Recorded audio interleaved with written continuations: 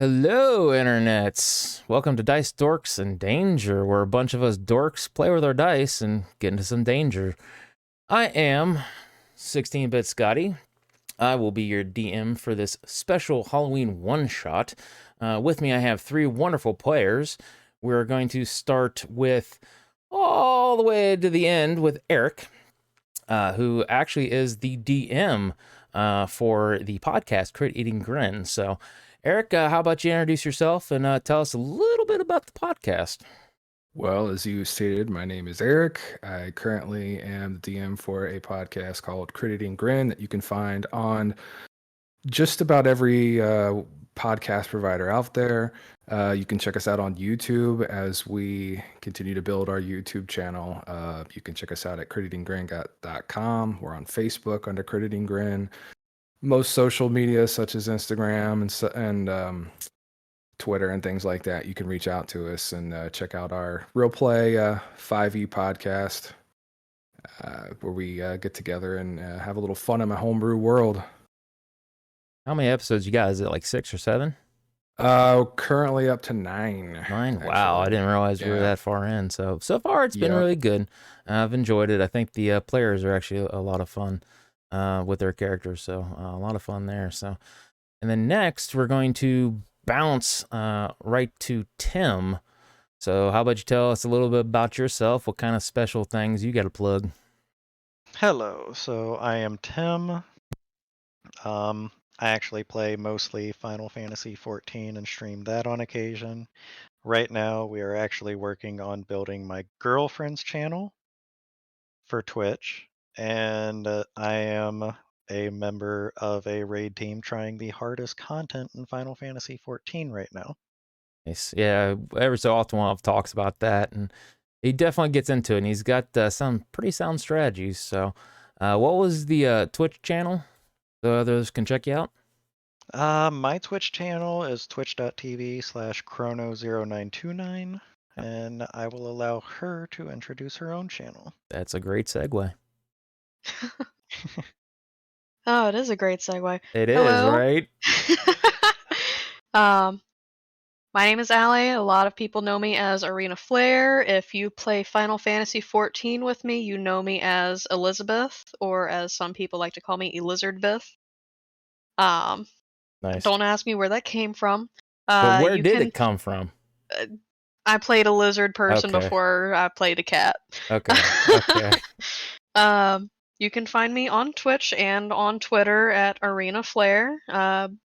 Like Tim said, we are working on my stream and trying to build that up so we can, bounce back and forth if we're streaming different things at different times. Nice. But yeah, right now we are doing my streams every Thursday, Friday, Saturday, and Sunday, like he said, doing the ultimates, the hardest fights in Final Fantasy XIV. Yeah, there's also been a little bit of talk of me getting in there, but we're not holding our breath yet. So I don't think my PC's up to the task. So Your PC is more powerful than some of the people that we play with. It that's can run on my possible. potato laptop. It can run on your PC. Okay, well, that's a conversation for later time. We'll talk about it. We'll see. Alrighty then. So, without much further ado, we're gonna go ahead and jump right into this. So, how did I get here? Question you wish you had the answer to. You stand in front of a house that's seen better days. It's weathered, battered, and imposing. Next to you are others that share in your plight. You've taken the time to suss out some informations of the others, concluding that if the others posed a threat, it's far less than whatever's going on. Now, with that, we'll start with ladies first. Allie, introduce your character, please. Alright, so my character is a fire genasi named Hestia. She is a sorceress that, essentially a little chaotic gremlin, as I've come to call her, that Nice. likes to go out on some downtime and just burn. Burn and all. Alrighty then. So, Tim, we'll go with you next. Let's see. My character is named Azim, a half orc with the soldier background. Essentially, got tired of the military life, left, went on to do his own thing because of reasons. Do we have And reasons, or you haven't set that part up? way to call me out there. Um, Sorry. so he's a fighter, dual wields weapons, Okay. likes to hit things. Likes to hit till it stops moving. I gotcha. Hit Yes, it till and it stops. essentially wants to do his own thing. So I gotcha. guess the primary reason would be he got tired of the structure. I gotcha. That's pretty cool. So, Eric, we will go to you. Who are we playing today? I will be playing Yori Hollowswift, a cleric of losing his faith, who is sort of imbibed more in the spirits and alcohol. Oh, And he's willing to do anything for coin, but he's seen a lot of shit, and he's kind of kind of like a 40 to 50-year-old human male who's kind of seen way too much and is kind of losing his faith, if you will. yeah. Faith in all others. You seeing the horrors of war and things like that, and he's like, "What's the Right. point?" Yeah, that's awesome. Mhm. Alrighty then. Now that we've all kind of got to hear a little bit about these characters, each of your stories of how you got to this point are pretty familiar. Traveling on a long road, setting up camp for the night, and resting well. Waking up, you notice that only you, a smoldering campfire, and an eerie fog were present and familiar. The surrounding area was noticeably different, though. All of your companions gone. Any sense of direction lost. As you once again attempt to make sense of this strange occurrence, you noticed, you noticed that two small figures bolt. Wow, I had like a whole long thing there. Bolt from the doors, the door from the house there. I will learn to speak one of these days, I swear to you. Hope so. Yeah. Though it's nearly about 50 feet away, give or take, it's noticeable that the two children are running in fear. The oldest is holding the youngest by the hand. The oldest child is in fact running so fast that it seems that she is dragging the youngest, who seems to be struggling up to keep pace.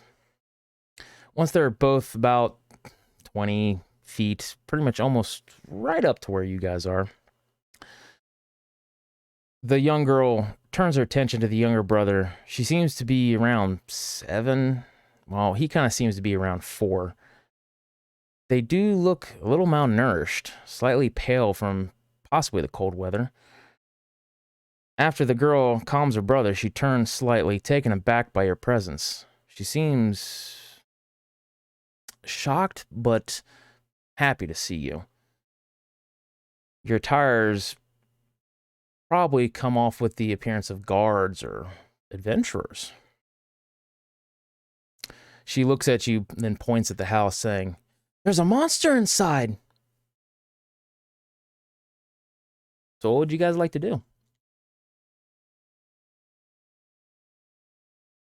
Let's see. I'm going to look at the girl and go, "A monster? Can you describe the monster?" She will kind of take a moment and think. But you can kind of see as the gears are turning, she kind of lowers her head a little bit, sighs, and says, "No, but I could hear him. There are sounds from the basement. Mom and Dad don't like us going down in the basement, but..." And then she'll kind of, hold on to her brother a little bit as he kind of starts wincing and really starting to cry again. So she's trying to comfort him, and she will say, I heard it sounded like something or someone was running up the stairs, and then she'll just kind of go back to that, trying to gather herself now after she's tried to gather her brother and calm him down. I'm gonna pat so her on the head and go, "It'll be okay." So Yuri is going to reach for his water skin, and he's going to open up his water skin and take a big swig of something out of that, and he will just kind of use the back of his hand to wipe his mouth as he puts away the water skin. Okay. And he says, point me to the monster. I will deal with it. She will kind of look at you with wide eyes as a smile kind of slowly creeps on her face, and she'll point. She'll say, "It's in the house." Okay, and then I'm just going to start moving past her. Okay. And, like, half speed, like 15 feet, and start heading towards the house without, Sure. And Okay. I will follow. All right. Hestia's gonna get a little shit-eating grin and essentially just move past the child and say, "I'm gonna go smoke this thing out." Nice. All righty then. Now, just a quick question for you, DM. Do we know each other? I mean, kind of like... Yeah, slightly. You don't really know. What you've been able to kind of more or less suss out is that you believe you've all come from somewhere vastly different. You went to bed one night, and you woke up and you're just kind of meandered through the forest to try to find your way, and you just all happen to stumble upon this house. Okay. Would we have introduced ourselves as far as like we know each other's names? Yeah, you guys would Okay. kind of know each other. Like I said, you kind of took that time to suss it out, to kind of read each other to see, are they on the up and up? Do I need to kind of worry about this? But yeah, you've more or less taken the time to realize, no, it's fine. All right, I'll keep moving as I look back to the others and say, "Come now, let's go deal with this monster." Okay. Everybody, give me a perception check if you would. Solid. My perception is going to be a 7. As I'm focused on the Fantastic. front door. Well, it's a house. Yep. Well, nat 1. That one. I've got a 9. 9. Fantastic. Well, Hestia is actually the only one that kind of sees, as everybody's walking, out of the corner of her eye, what almost kind of looks like a shadow of something move across the window real quick. Just, but as she kind of turns, she's going to notice that it's nothing. It's just a window. The window itself is kind of busted out, but boarded up from the inside, maybe to keep people from, climbing in, things like that. But you could swear that you saw something, but you just weren't sure.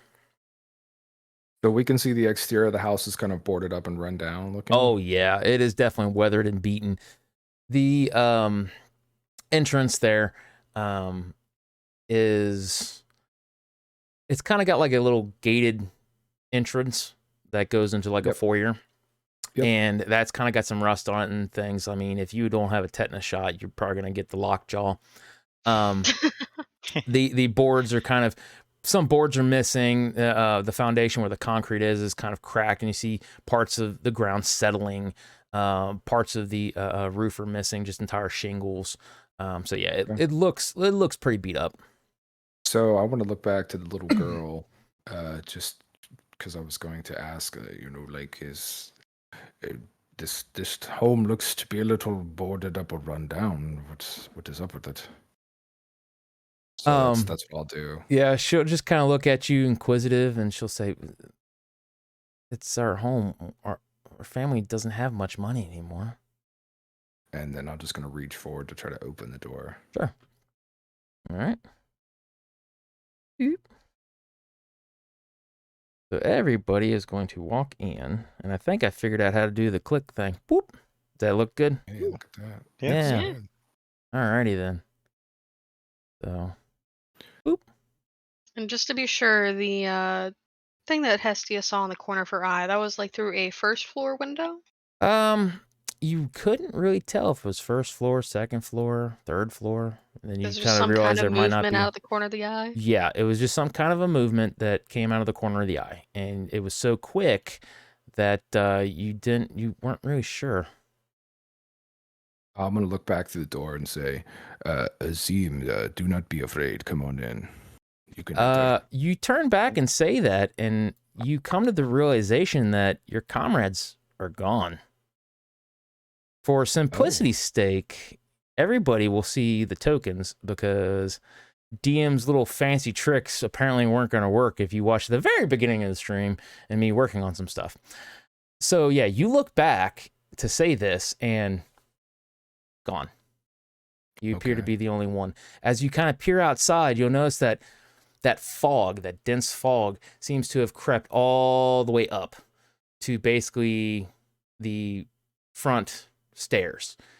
Looking out, there was kind of a little bit of light peeking through, like some thick overcast, but now it's almost pitch black, like it's turned nighttime. So once I step through the door, I'm by myself. Yes, you will notice the same thing, and Hestia, you will also notice this. How dark is it inside of the house? Good question. Not completely pitch black, but pitch black enough. You have night vision, though, or you should have dark vision, up to about, I think it was like 60 feet, 120, something like that. Eyes of the Dark have dark vision out to 120 feet. There you go. So, and another fun thing is that if you notice on the map there, it should have like a little red tint. So when your dark vision kicks in, you actually kind of see in this redness. Oh, that's what that is. That's what that is. Yep. And I believe Azim, you also have a 60-foot dark vision. Yes. All right. So that would end up leaving Yurei, who pretty much just walks into this dark, desolate, dimly lit home. You can kind of see some stuff, but not very far. You got like, the fog seems to have almost kind of reached inside. There's like sediment and dust kind of falling down. Yeah, you may need some light. I will actually reach in kind of the innards of my armor and tunic and kind of pull out my holy symbol. And I will actually cast light on it as a cantrip, I'm pretty sure. I believe they are cantrips. They sure are. That should give me quite a bit of light to work with. Okay, give me a moment to swap your tokens. And it should last for about an hour or so. And I'll continue to keep casting on it until I tell you otherwise, I guess. Yeah, so you are now going to be able to see very well. And then I'll be able to, once I cast a light, I'll just kind of holler out, Azim, Estia, what are you? Okay, so as you take that action, scream and holler, you can just kind of hear this echo that just permeates through, and there's no response. Now, Azim and Hestia, as you're kind of sitting there wondering, twiddling your thumbs, kind of like, what's going on? You notice the same thing about as you look outside. You just hear this. It almost sounds like it's coming from somewhere in the vicinity of the room you're in. Hestia is going to hold out her hand and use Produce Flame as a cantrip. Okay. Not only to give better light, but just in case something pops out. Oh, absolutely. So, All right. Azim? I am going to draw my swords. Okay. And take a look around to see if anything looks suspicious. Alrighty. So as you look around, you're going to notice that there is a spiral staircase that starts from the floor that you're on and then works its way up. Off to the north of the map, so as you're looking up there, you'll be able to kind of see from roll 20, lights kind of peering in. There is a door that's slightly ajar. Through there, you can kind of make out that there's some things, objects and stuff like that in the other room, but you can't quite tell. The door is not quite that open. Okay. Then I will start heading towards that door. Sure. You should be able to move your tokens, can you? Yes. Okay.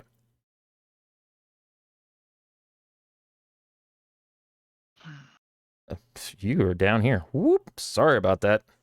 That's that was my bad. Alrighty then. So, all right. So door right here. Bing. Okay. Yep. Sorry about that, Tim. You're good. Alrighty then. So,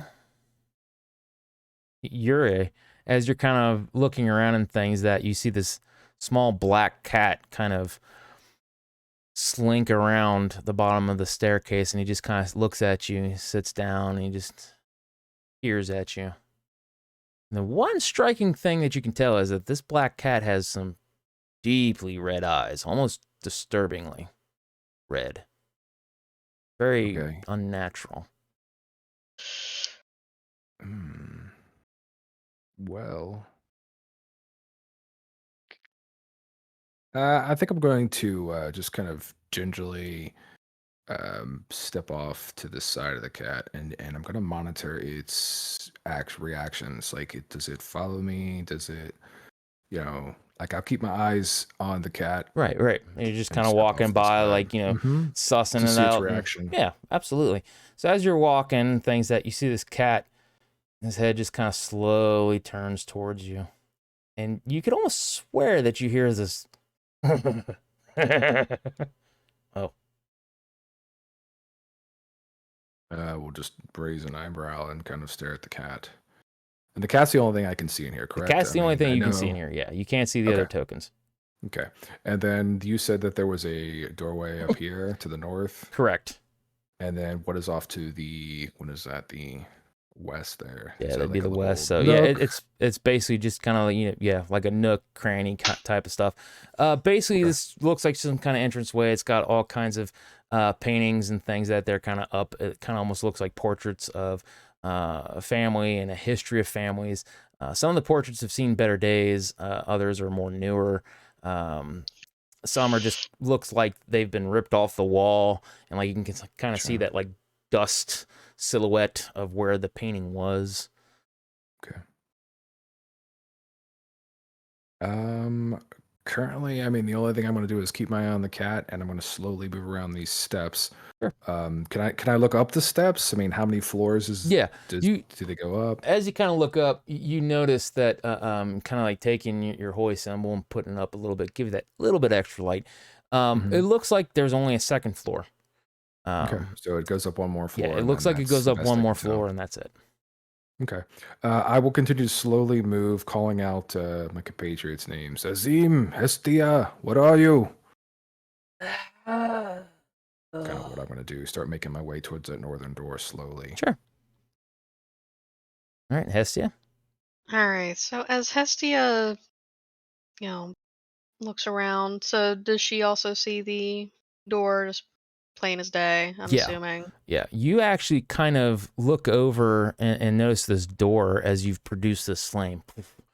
And for you, it's a door frame. And there's some light that kind of ekes through.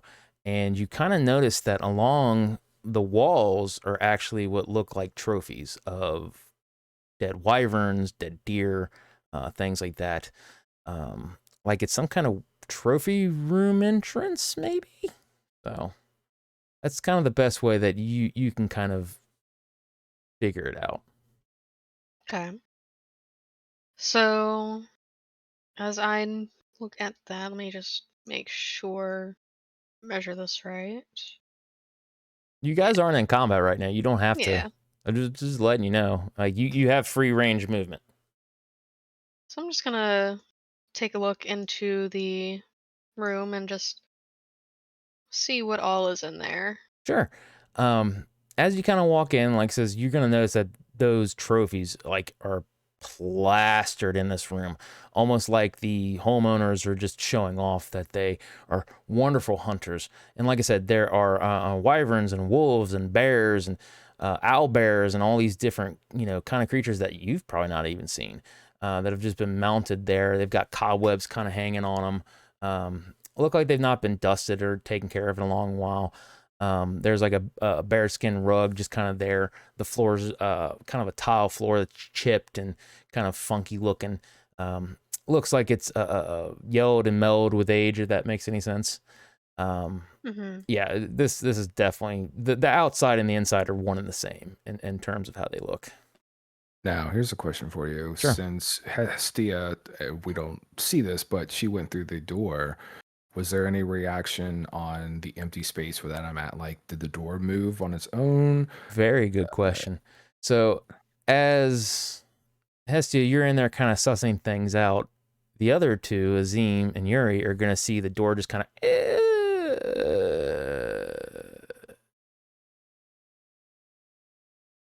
Okay. So I'll just extend the holy symbol with a light cast on it right at the door and begin to investigate the door for traps or something to that effect. Sure. So go ahead and give me an investigation. Azim, what would you like to do while we're waiting on the roll? I will actually stand back and reach out with my great axe to nudge the door the rest of the way open. Sure. So you just kind of take it, boom, and the door. And as you're investigating your area, the door just kind of goes real quickly. Okay. So I got a nat 20 plus 20. 0 for a total Fantastic. You are not 100% sure what the shit is up with this door, but you could not find any traps. of 20. Yeah, it's okay. Yeah, it is just plain door, and that's the moment that the door just kind of flies open as if somebody had grabbed it and pulled it. But when the door kind of goes back, it like hits the wall to a point where there could not be anybody standing there. So it just happened to swing open and hit the door. So with my free hand, I'll have my right hand on the holy symbol, kind of extending it for the light source. My left hand will reach across to my right belt and kind of pull forth my trusty old mace as I'll kind of pull the mace up, like raise it above my head and like a club, and I'll call out and I'll say, "Reveal yourself, show yourself, demon." So Azim and Hestia here. As Yuri, you hear, damn, was it that obvious? Kind of almost echoing in your mind. Okay. So what did I hear? This kind of All right. almost like somebody was angry, but you couldn't quite make out the words. Let's see. I'm going to go through the door. Sure. Now, do I hear any echoing or resonating boot prints or anything as he goes through the door? No, that you do not hear. Okay.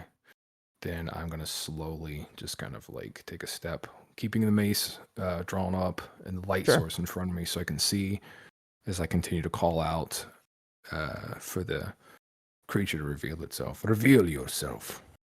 As you say that, you see the cat kind of walk up and sit down. He goes, "We've already met." Okay. So then I will turn and look towards the cat. And I will kneel down, getting lowered with the light source pointed towards the cat. Oh, no, please. I'm just a mere imp. You don't need to bow. Oh, this is not bowing, lowly creature. This is me getting down to your level. You couldn't get down to my friends? level. Friends? Where are What my friends? What friends? I only see you. You have friends? The cat will kind of suss you up and down, like looking around. He'll go, You're a long way from your friends, I would imagine. Well, my compatriots, the ones that I traveled here with, the woman of flame and the band of girth. The cat will kind of walk off, just staying within melee range, but he'll just kind of walk and look, stop, and say, I don't know. Maybe they're somewhere around here. You should look for them. But hey, I'm going to be around. And if there's anything, and I mean anything that you need, favor from desperation, maybe, we can do a little bit of talking. Yeah, I might be able to help. All right. I'm just going to let the holy symbol kind of rest on my armor, like extending it, just the rest on the armor, and I'm going to go towards my water skin for a drink. Sure. And then I'm going to slowly move into this hall. Keeping my eye on this cat. Okay. Or imp. All right, so Azim, you seem to be tickled. What are you doing? I am going to come over here to what looks like another doorway. Sure. And I am going to investigate the door to see if there's any tomfoolery going on with this one too. Sure. No roll required. Yeah, no, you just kind of start looking at the door and you notice that the door is more open than the others, and you kind of give it that real good once over, and there doesn't appear to be any kind of tomfoolery going on there. But inside, you can kind of see that there's a living room set up. A lot of the furniture's been busted down, broken. Looks like a cat's kind of, ripped into it. There's embers in the fireplace that kind of make it seem like people have been here. They're trying to get some warmth and things like that. So it's been a while, but it's not been too awful long. So I am going to call out, "Is anyone there?" You just kind of hear this wind, air, nothing. There's a little bit of echo in your voice. Hestia? So Hestia is going to move through this hallway. Is there anything I can see other than the trophies? Give me a perception check.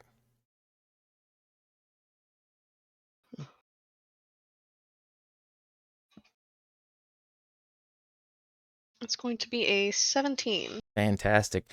Now, there are some other desks and tables and things that they're kind of lying around, and you just happen to kind of look over and you see this, what kind of almost looks like a chest of drawers of all things, just kind of sitting there towards the corner, and at the bottom looks like it's this little doll. It's almost like made wickered, but has been burnt almost to a crisp.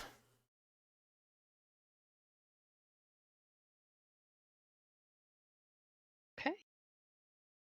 So just so you know, that ping right there is where the doll is. Yuri? So, Oh, sorry. You had something else? yeah. No, Hestia's gonna go towards the corner and pick up the doll. Sure. You pick up the doll, and yeah, it pretty much has the look of like I described it, as you had seen. It looks like it was made out of almost like a wicker, and it had been kind of burnt, almost like in a fire. Surprisingly enough, it doesn't feel too awful brittle. Like, it doesn't feel like it's going to fall apart. It does kind of feel sturdy, surprisingly. Is there anything else? That is it for now. Just investigating the doll while they do their thing. Sure. All right, Yuri, we'll go back to you. I'm going to move over 10 feet to investigate. That looks like either a window or a fireplace, you said?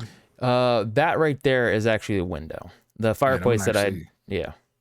So where was the fireplace at? Fireplace is actually in the living room. Whoop. Okay, so it's not even in my point of view. No, it's not even in your point of view. I'm gonna look out that window and just kind of like take the soft cloth off of my like sleeve or whatever, kind of clean the window or whatever needs to be done to see if there's anything outside. Absolutely. So you kind of just grab that little bit of cloth, and there is some window left on this one. You just kind of knock off the dirt and the grime that's kind of built up seemingly over years. These people do not believe in cleanliness.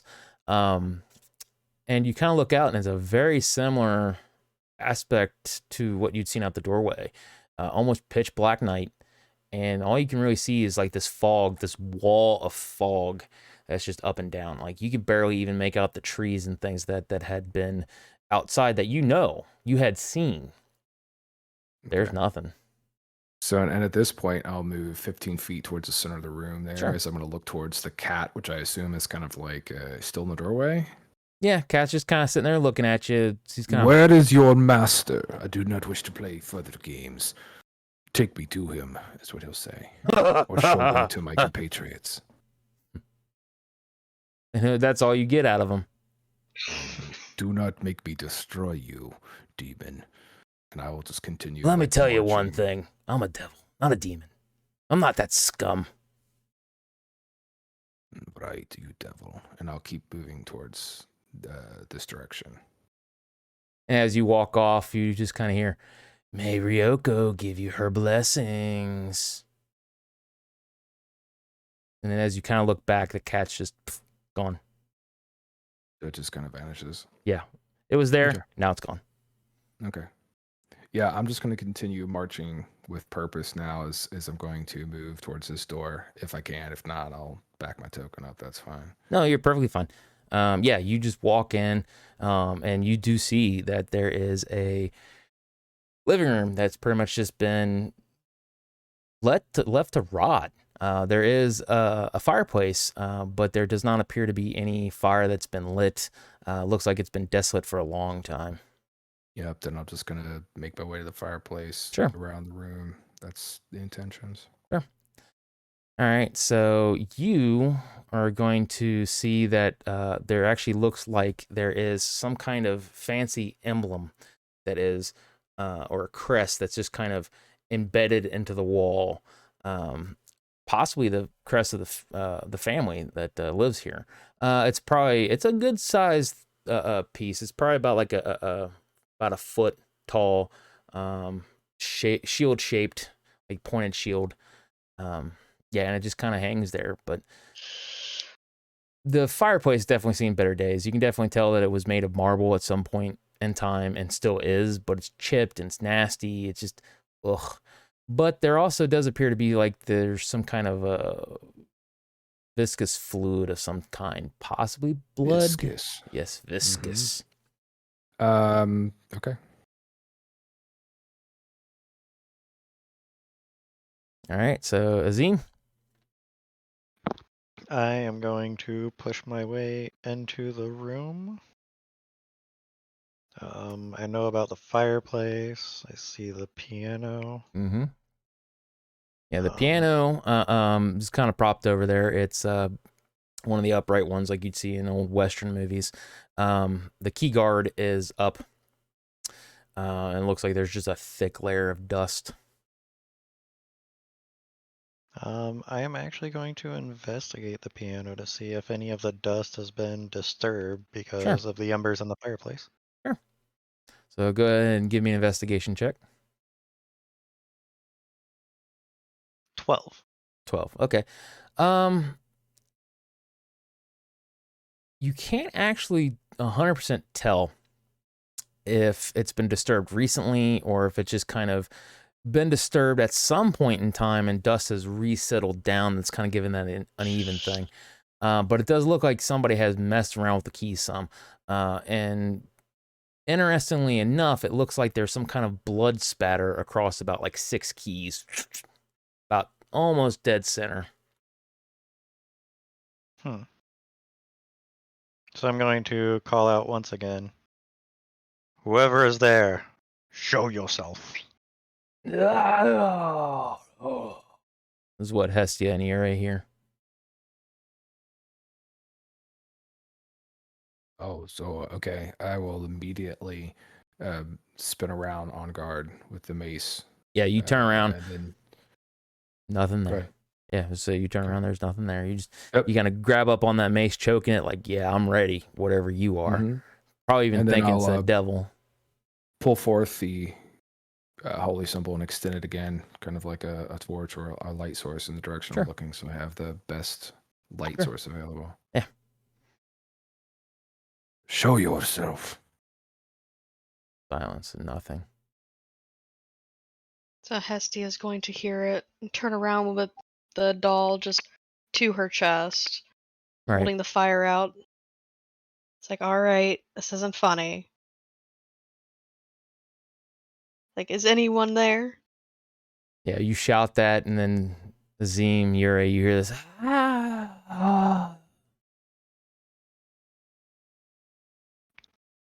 Now, interestingly enough, not long after hearing that, Azim, you hear, hey, it's a kitty kitty. Of course you are. You hear this strange bell sound, but it's not just like a ding or even ding ding ding. I mean, it's rapid. Then it lets up. Moment of silence. And it seems like it's coming from back here.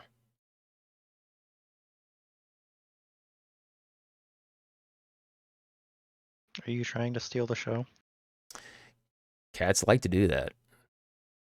So Hestia, what would you like to do as Azim kind of ponders what the cat wants. Did Hestia hear the ringing? You do not. Okay. In that case, this entranceway right there, Mm-hmm. is there a door there for me, or is it just another empty Yep. frame? There is an actual door there. It's slightly ajar. Right, so she's going to go up to it and push it open. Sure. Yeah. Do we hear or see the door open? No, there is no door movement of any kind. Okay. Okay. So as she walks into the room, she's just gonna look at the fireplace. Mhm. And is there any kind of fuel in there? Like any No. logs? There's no current fuel in there. There is a big pile of ash, like somebody has used it and just has not bothered to sweep it out, which is a big fire hazard and kind of makes you grin. One way or the other, it was gonna be a field day. But Hestia is just gonna go over to the couch and place the doll down on it. Sure. Just kind of set it up. All right, so as you're kind of, sitting down doing this and everything else, you kind of almost hear what sounds like almost like a music box. This kind of bum bum bum bum bum bum bum bum bum bum ba ba ba ba ba ba ba ba. And it seems like it's coming from the floorboards above your head. That would be the ceiling. Yes. Also known But as if the we were ceiling. upstairs, it would be the floorboards. Right. Hey, you know what? The floor above. Bite it. The floor above you. It's a thing. Look it up. Mm-hmm. Okay. So Hestia's gonna think to herself, "Oh, some fuel for the fire has made itself known," and just start heading back. Sure. There. I'm gonna take a look at this viscous fluid. I'm assuming you said it was like by the fireplace or in front of the fireplace. Yeah, it's actually on the mantle. Okay, I'm gonna take a look at that with an investigation. Sure. If that's possible. That is very possible. Yeah, no, it's not. That is a 3 plus 0. Okay, or so a yeah, 3. that is a solid 3. So yeah, it is a viscous fluid. Yep. Yes, it's Curious, very curious. almost gelatin-like. This ew. Oh, And you wipe your hand on the mantle, wipe it off. right. You don't know exactly where it came from. Pete Venkman it a little bit. Yeah, right. All right. So as you're kind of cleaning your hand off, you hear what sounds like a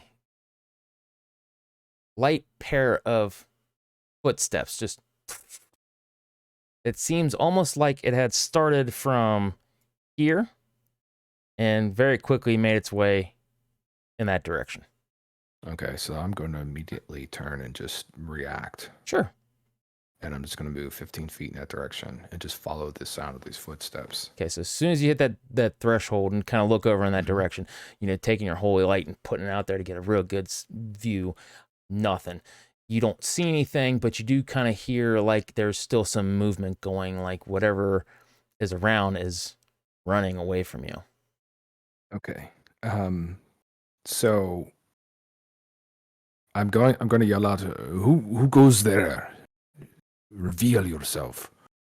And I'm going to try something here. Sure. I'm actually going to maybe. Let's see. I'm actually going to do a remove curse on myself. Sure. At 3rd level. Okay. See if that, if maybe I'm affected by something, so I will cast that on myself. Sure. So would you like to describe how you go about this? So I'll just take my left hand, just kind of like gently kind of bring the mace to my chest a little bit, whisper a prayer, and hopefully kind of like remove, any type of curse or blindness or some sort of craziness that's been cast on me is my thought process. Oh, yeah, absolutely. So yeah, you take the time to kind of go and do, and as you take that time, you're listening to these footsteps kind of run around in this room over here in the entryway. And as you kind of get towards the ending of your spell casting there, it sounds like it's running up the stairs. And as you finish the spell and things, that you can now hear in the ceiling, like something is running across the floor up there. Above me? Yes. Or above? Above. Okay, so yeah, it's basically kind of, here. basically, well, Okay. no, it's kind of like it's running over in this direction, but above you. So in this room, but whatever room is above that. Okay, well then I'm just going to keep pushing Actually, no, you are forward. right. It is over here. That was my bad. Okay. So the steps are on. Okay, I got you. So I'm going to keep pushing in this direction because I feel like whatever it is leading me to the second floor based off what you kind of give me. So I'll start making my way towards these steps. Sure. I'll do it cautiously, light sort of still there. Right. And then mace out, and I'll just keep moving, looking up above me. Absolutely. And I'll just keep going. Sorry. No, you're fine. You're fine. All right. So Hestia, you're going to go try to find the source of this music box for fuel for the fire. Yes. Okay. Now, as you've kind of walked in that direction, the music has seemed to stop, just completely quit. But you do know that there was something upstairs. Now, it would be in this direction. I'm clicking on the wrong screen there. In this direction, but upstairs. So whatever you have to do is you got to go upstairs and then head off towards the west side of the house, give or take.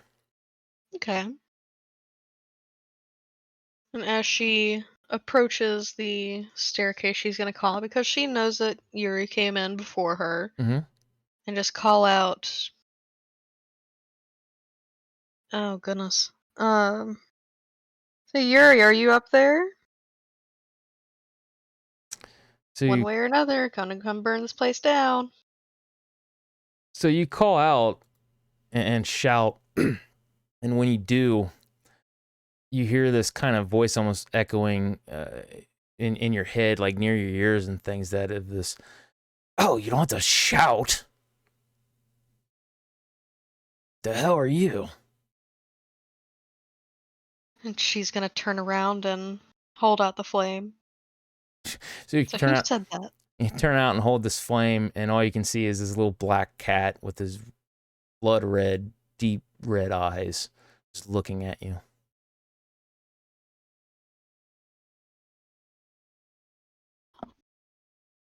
And she's gonna get down closer to it. Mm-hmm. Said, "Did you say something?" Well, of course I did. You have ears, don't you? Well, a mind. I suppose I do. And he'll just kind of look at you. So, what do you want? Well, I was told there was something dangerous in here, and I wanted to come in here and have a little fun. Oh, I like you.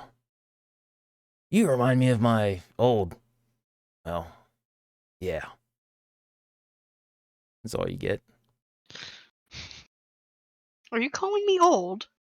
I would never perish this thought. Yeah, you're old. But I wasn't calling you old.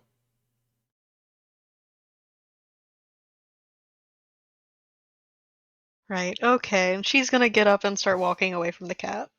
Oh, wait, no, please don't go. This is what you hear.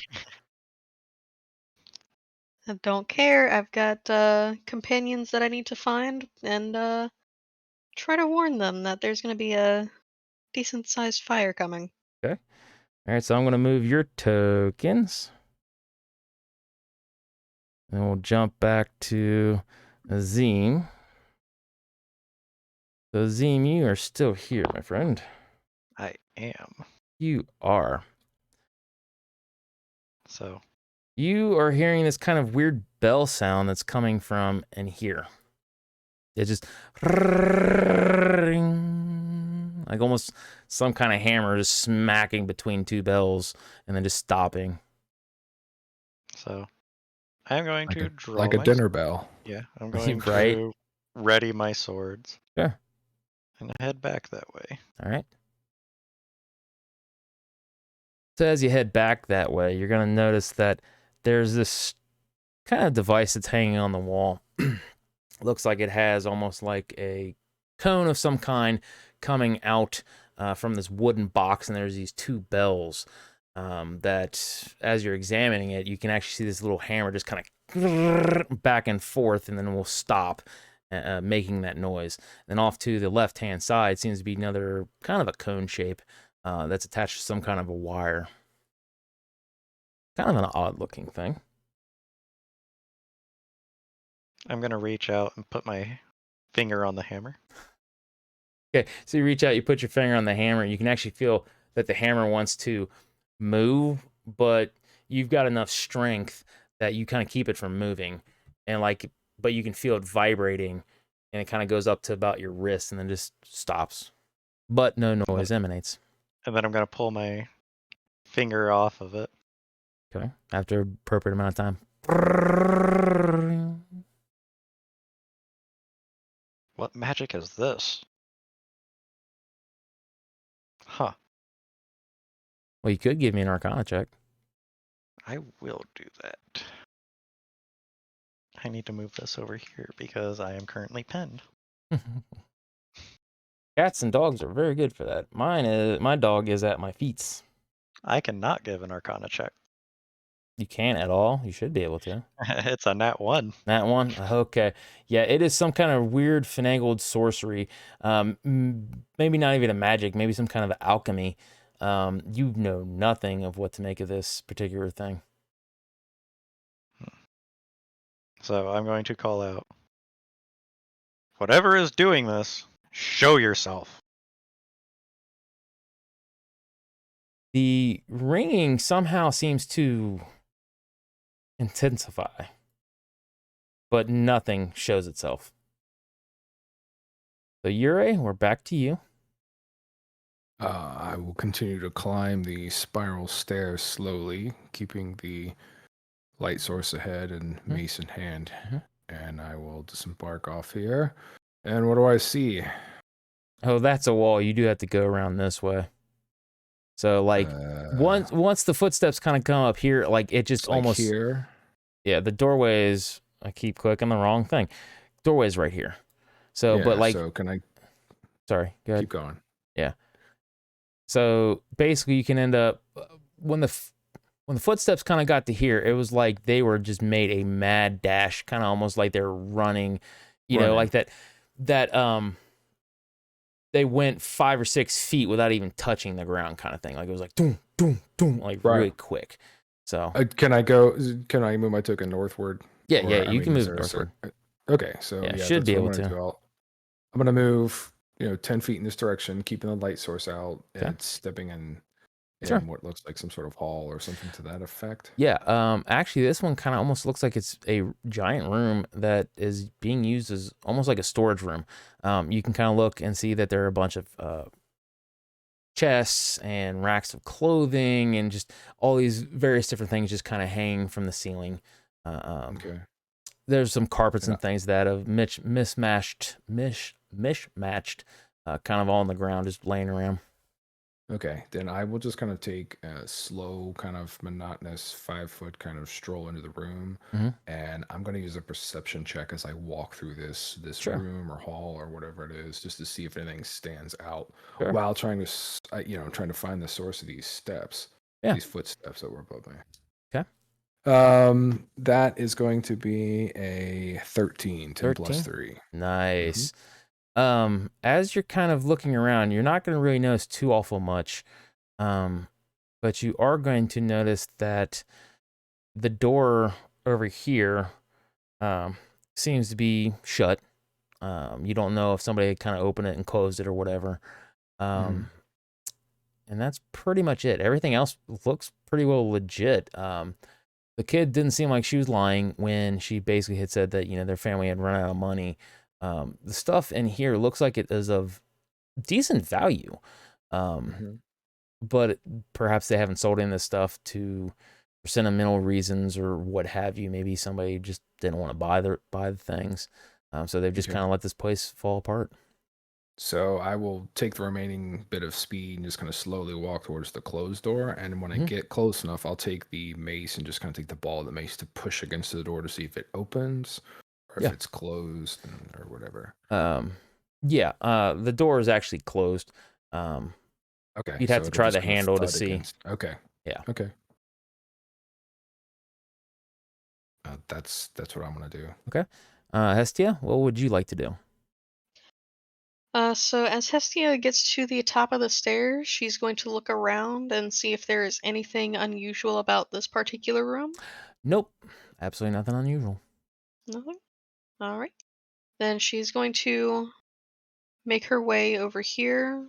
And I'm assuming there's a closed door right there. No, the door is ajar and actually looks like it's been ripped off its hinges slightly, but it's still somewhat attached. So I mean, it's just kind of resting partly on the ground, kind of open. But yeah, it's not closed. Okay. So she's going to push through it with her free hand. Okay. So give me a strength check. Straight. 19. 19? Yeah, so you just kind of get that out of my way. And when you do that, you don't realize how much strength you put into it. And you just kind of send that last bit of screw that's holding into the wood, just send the entire door just toppling. Where as you're kind of, sussing out what to do next, if you're going to try to open the door, there's just this loud as you look over, and it looks like the door has just kind of fallen down, been ripped off the hinges even. Yep. So then I will immediately take off in a little bit of a sprint, 15 feet in the direction to see what exactly the noise was. Yeah, and you will look down and you will clearly see that the door that was there before just kind of opened has just for some reason just come off the hinges. I'll kneel So- down and just look at the door. Sure. Do I hear any of this? Yeah, you do hear a loud coming from upstairs. So as you're standing there, watching this weird object, like you just hear this coming from upstairs. Okay. So I am going to look at that thing, go, you are being annoying, and I'm going to hit it. Okay, go ahead and give me a melee attack.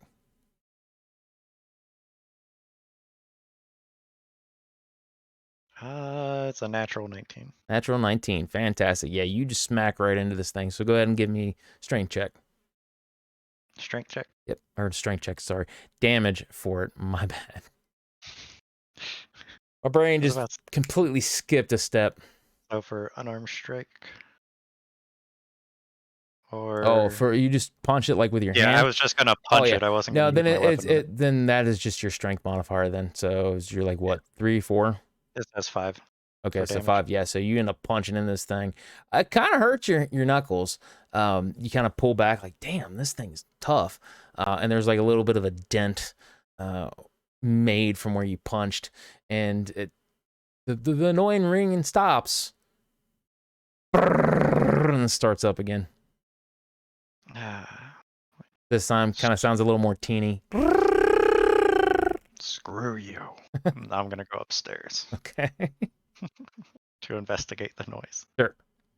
Yes, as the door falls to the ground, Hestia's going to look down at her hand and clench and unclench her fist, like, wow, I didn't know I had that in me. She steps over it. Right. Whee. All right. So as you kind of step in, looking around, you kind of hear this grinding.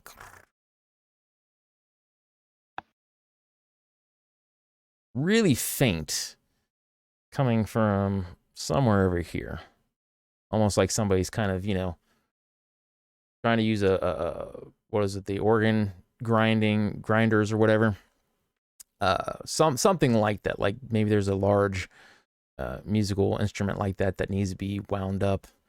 And it's so quiet that you're impressed that you can hear it, but it kind of makes sense as you can kind of hear it coming off and from this direction.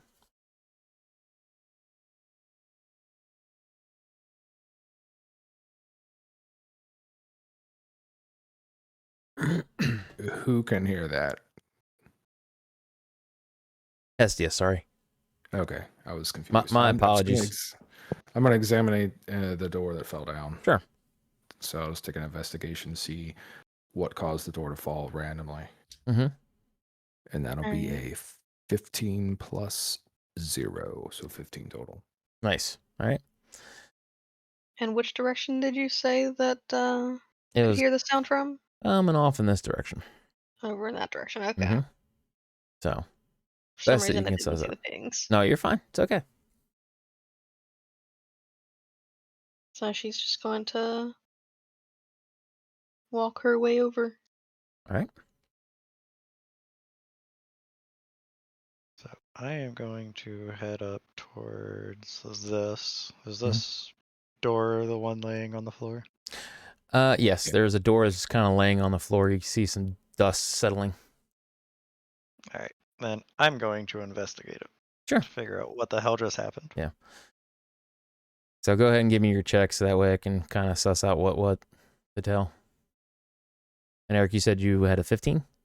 Yep, 15 total. And I got an 11. Okay. Both are good enough to know that it has the appearance like it just finally gave up the ghost. It just lost its strength and just fell over. So like the hinges are rusted or something, and just Well, it actually kind of, plugged or looks something. like maybe there had been termites or something like that had been kind of chewing Okay. at that particular section, then finally just gave way. It said, nope, can't do it no more, and it toppled over. Okay.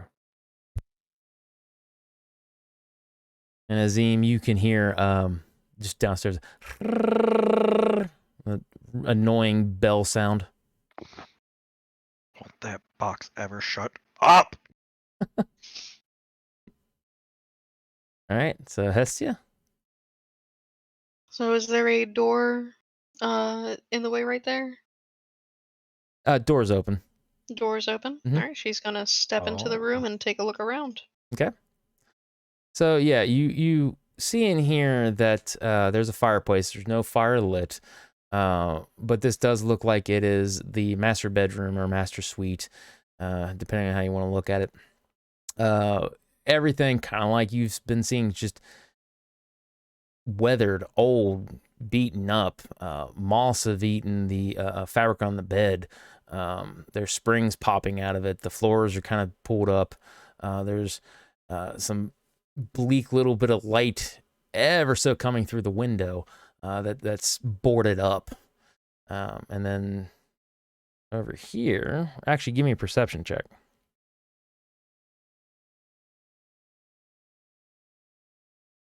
10. Fantastic.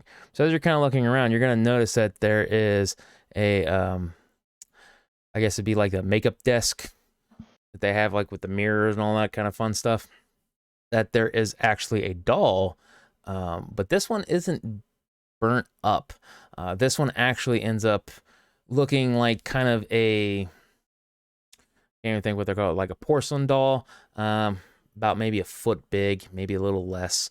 It appears to have some kind of an apron attached to it, and it's just kind of laying there. It's got like those little button eyes.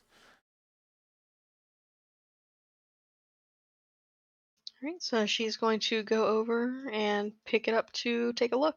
Sure. So you pick it up and you look at it, and it's a doll.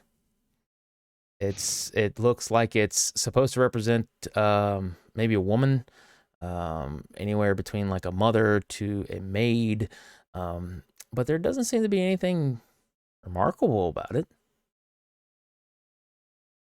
Strange how people collect these things.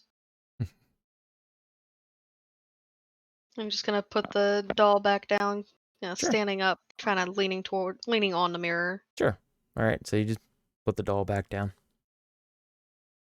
All right, so then I'm trying to remember who we went last. I think Yuri goes next. So Yuri, how about you, my friend? You've kind of looked at the door some, and you've determined, nope, house is just falling apart.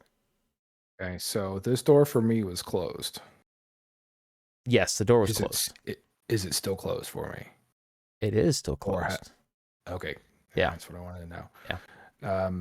do I hear commotion or activity over in this area still? Surprisingly, no, you don't really hear anything. Everything just kind of got Okay, dead quiet. quiet. Yeah. Okay. And these are two chests that are clearly in the room, Correct. I'm assuming. Yeah. Okay. I'm gonna come back to them, but I'm gonna go over towards the door and try to open the door this time. Sure.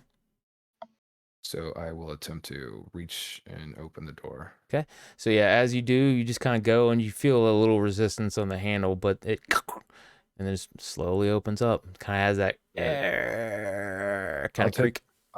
I'll take like a half step back and then take the bowl of the mace and just kind of like push it Right. forward and let Yeah. the mace do the work. Yep. And then you pretty much see the same thing that I described for Allie's character. Pretty much a room just all beaten up. And yeah, that's pretty much it. So Azim, door fall flat.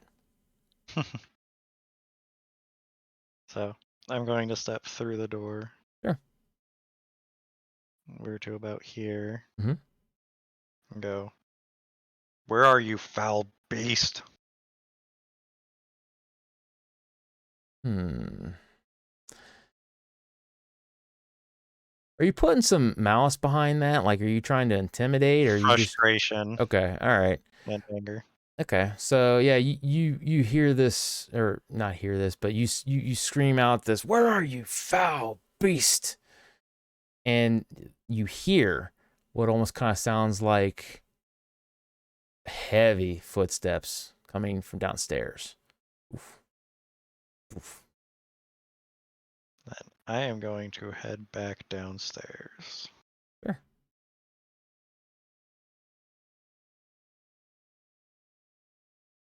Yoink.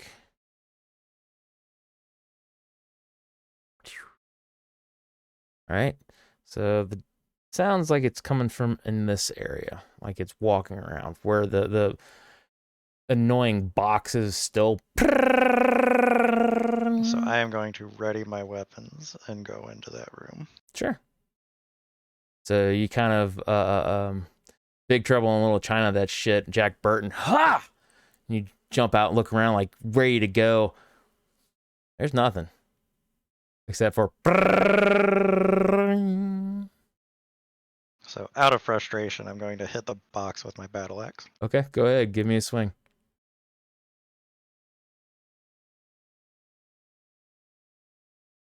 Again.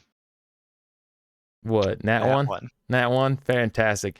So yeah, you turn around and just yeet your battle axe as you're swinging, and it just goes flying across the room as you've lost grip in frustration as your battle axe rolls and hits the baseboard. Then I'm going to go pick that thing up. Okay. Gotta love them nat ones, baby. I've had my fair share of them so far. Oh yeah, at least it wasn't a pebble. Not in this game, anyways. Not yet. Not yet. The night is young. All right. So, Yuri, my friend, what would you like to do? Sorry, I keep. Oh, you're good. I'm gonna just move around the bed towards what I assume is a door down here. Mm-hmm. Is it closed or opened? It's open. Okay, then I will just take the mace and kind of make sure the door is pushed all the way open. I'm just gonna go into this room and take a perception, look around. Absolutely. And that is going to be a 8. 5 8. plus 3. This looks like it's a children's room. There are 2 beds. One kind of is gussied up, almost like it belongs to a girl that enjoys princesses and things like that. Got some kind of dolls and little collection. The other one looks like it belongs to a boy that has kind of like, little dragon toys and knights and things like that. Over in the corner here, you're going to notice that there looks to be almost like a scaled replica of this house. It's just kind of sitting there, and it's just more or less cut in half that you can see each of the rooms. Okay, can I do an investigation to see how similar they are, how they line up as far as like the rooms go? Absolutely. That is going to be an 11. 11. plus 0. Mm-hmm. Cool. So 11 is definitely good enough to notice that as you're looking around, it bears a very striking resemblance. Like so far from where you've been walking around and going and things, that each room has a very similar layout too. But this one looks a little bit more pristine. Looks like it's been pretty well taken care of. It still looks like it's dusty and old, but it looks like whoever owned this toy had great love and care for it. Here's the question. Are there dolls in each or any of the rooms? And if so, do they resemble any of us, like locating like where we might be?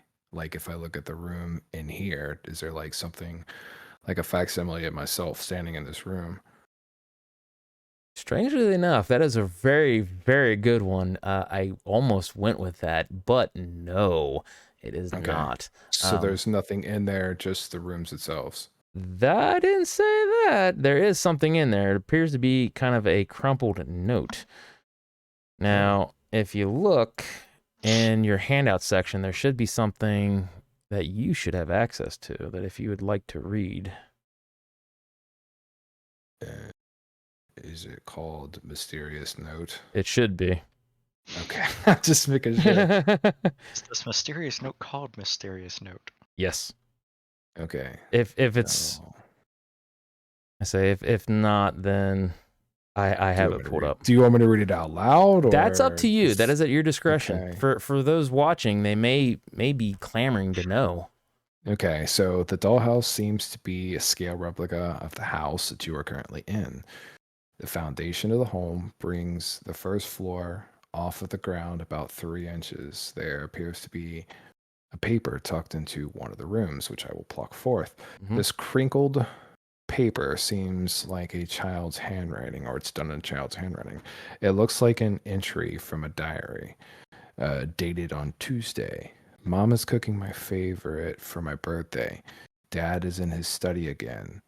I can still hear those strange sounds in the basement, but Mom and Dad tell me it's just my imagination. My brother and I play in the secret playroom, the one Mom and Dad hide away in case of emergency. I hope the monster stays in the basement. Okay. All right. So there's something in the basement, Possibly. but it didn't seem like there was access to the basement. Not from where you've been, but you've also Okay. not been in several different of the rooms. Now, Right. yeah, he says obviously, well, ideally, if there were some kind of access to the basement, it normally would be on the first floor. Not saying that it couldn't be Right. from up here, but Right. yeah. So, what can I do with this note? I mean, it's sort of self-explanatory. Other than, is this the playroom that they were describing in the note? Do I know that? Would I be able to- It does not appear to be. Just kind of looking around, the door that you used to kind of get in there seemed to be very much the door to get into. Now, as you're going to kind of look around, you're going to notice that we'll kind of speed it on just a smidge. You'll kind of take the time to look around at the scale model, and then you're going to walk the second floor, and you're going to notice that in the hallway, let's see, right here. Whoop. Yep, in that Appear- direction. Yeah, in that direction. There doesn't appear to be a door or anything like that, but in the actual dollhouse, there appears to be a door. So there's a discrepancy. There's a difference. Correct. Okay, then I'm going to start making my way towards the discrepancy Sure. and start doing the investigation there. Absolutely. So, like over here somewhere in this area? Yep. Right then I'll go around there. in here. Oh, I'm clicking the wrong map again. Nope, that's the bathroom. Right here. All right, so up top here in the north. Mhm. Okay, that's what I'll do. Do you All feel right. like I'll roll or I'll wait or whatever you want me to? We'll wait. We'll come back. So Okay. I'm actually kind of intrigued as to what Hestia is going to be doing. Hestia, what are you going to be doing? So Hestia came up here to look for what made the sound like it was from a music box. Mhm. So she's gonna take one more quick look around the room and see if there's anything that could do that in here. In here, no, but as you're kind of looking around, you're gonna notice that that sound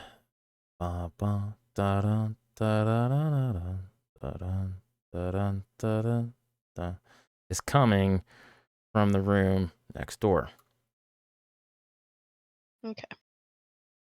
So she's going to go up here. Is there a door in the way, or There is a door in is the it- way, and you can kind of test the handle and tell that the door is not locked, but it is shut. Okay, so she's gonna open the door Mhm. and make her way in there. Fantastic. All right. And then she will look around this room, taking particular interest in whatever is over here. Okay. So, as you're kind of looking around, you're going to notice that there is a dresser kind of over here that seems like it actually has what looks like a jack-in-the-box. That's just kind of tucked away on one of the shelves in the open dresser drawer there. Are you going to make your way over to it? Yes. Okay.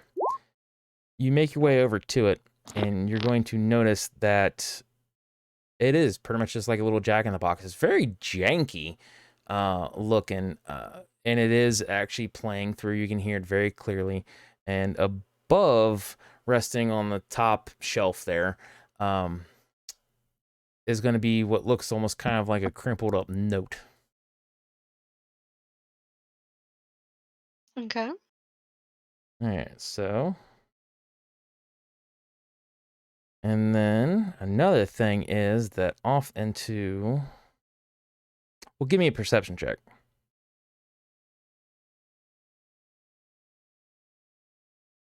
Be a 15. Oh, absolutely.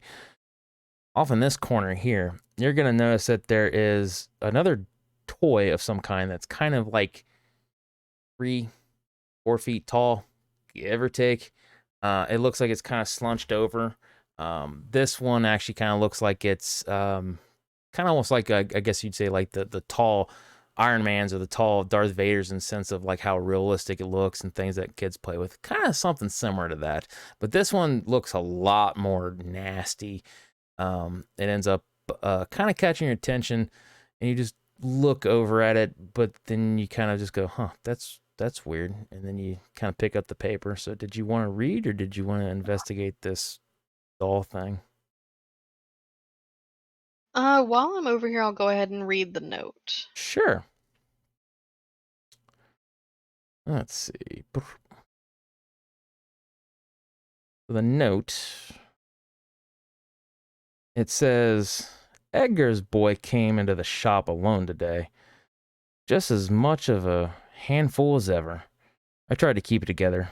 I really did. I kept a close eye on him, but that didn't stop him from breaking the hat off a Piddlewick. The little bastard knew what he was doing. Despite crying out that he'd thought the hat came off, something had to be done.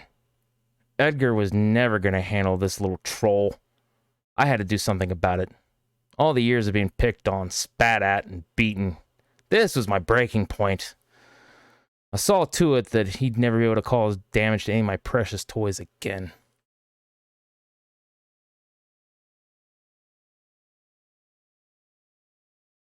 And that's what it says.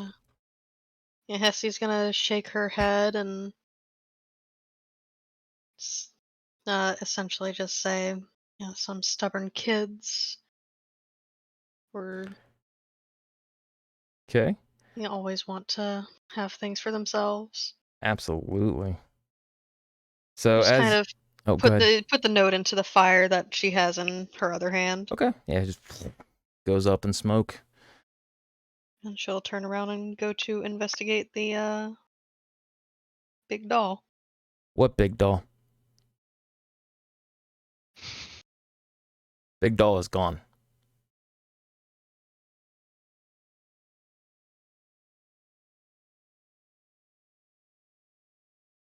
So Azim, you pick up your axe. That thing's still going. And you I'm just hear, yeah, Glare at it. as you glare at it, you hear, oh, what in the nine hells? Aren't you going to answer that? As this cat is just kind of sitting over in the corner, black as night, with these blood red, deep red eyes. What manner of creature are you? I'm a cat. Meow. Cats don't talk. This one does. Do you Oh, it's giving me a migraine. You're a useless one, aren't you? Man, I thought that Alsif guy was terrible. What do you mean, answer? This annoying infernal device? Yeah. Haven't you ever seen a phone before? Where do you come from? Obviously not here. Obviously. See the little cone on the end with the string? Pick it up. It might be for you. So I'm actually going to reach out with my battle axe and nudge it off. Okay. So you take the battle axe and kind of, take this little cone and it just smacks against the wall and it kind of does this little spin around and this kind of comes to a rest. The ring stops. I'm gonna look at the creature and go, how did you know that would stop it? Duh. You're dense, aren't you? It's a phone. I told you that. And I asked, what is a phone? That is a phone. Where do you come from? So what do you do with a phone? The little corner thing you just popped off. You put it up to your ear. And that other one, little cone-like thing, you talk into it. It's kind of like a sending stone, but less magic. Mm-hmm. So I'll prop the battle axe against the wall there. Okay. And pick it up and hold it relatively close to my ear, but not against it. Okay. So as you kind of, put it there, all you kind of hear is this strange noise. It's kind of almost like a white noise. It's real staticky, and you just kind of like lean into it just a little bit more. Just kind of close your eyes for a brief moment and just like use your senses to listen to what's going on, because it sounds like there's some kind of talking going on, and you just kind of narrow the eyes like, what is that?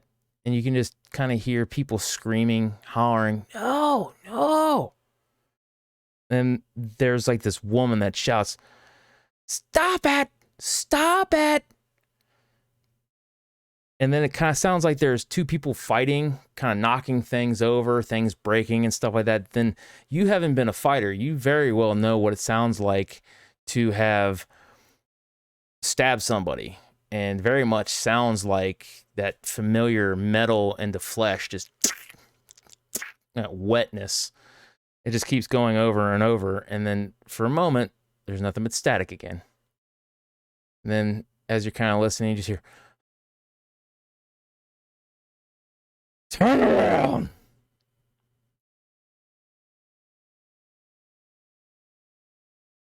What was that? Sounded like you distorted out for a moment. I probably did. It shouts, turn around. So I'm going to drop that, grab my axe, and look behind me. Okay. So you look behind you, and there's nothing there. But you hear this kind of weird cackling, maniacal laughter type thing as you look off to the side, and you see this man just kind of coming at you with like this little, what are they? The fire axe, as he's just got it over his head, starts coming right towards you. So put a pin in that.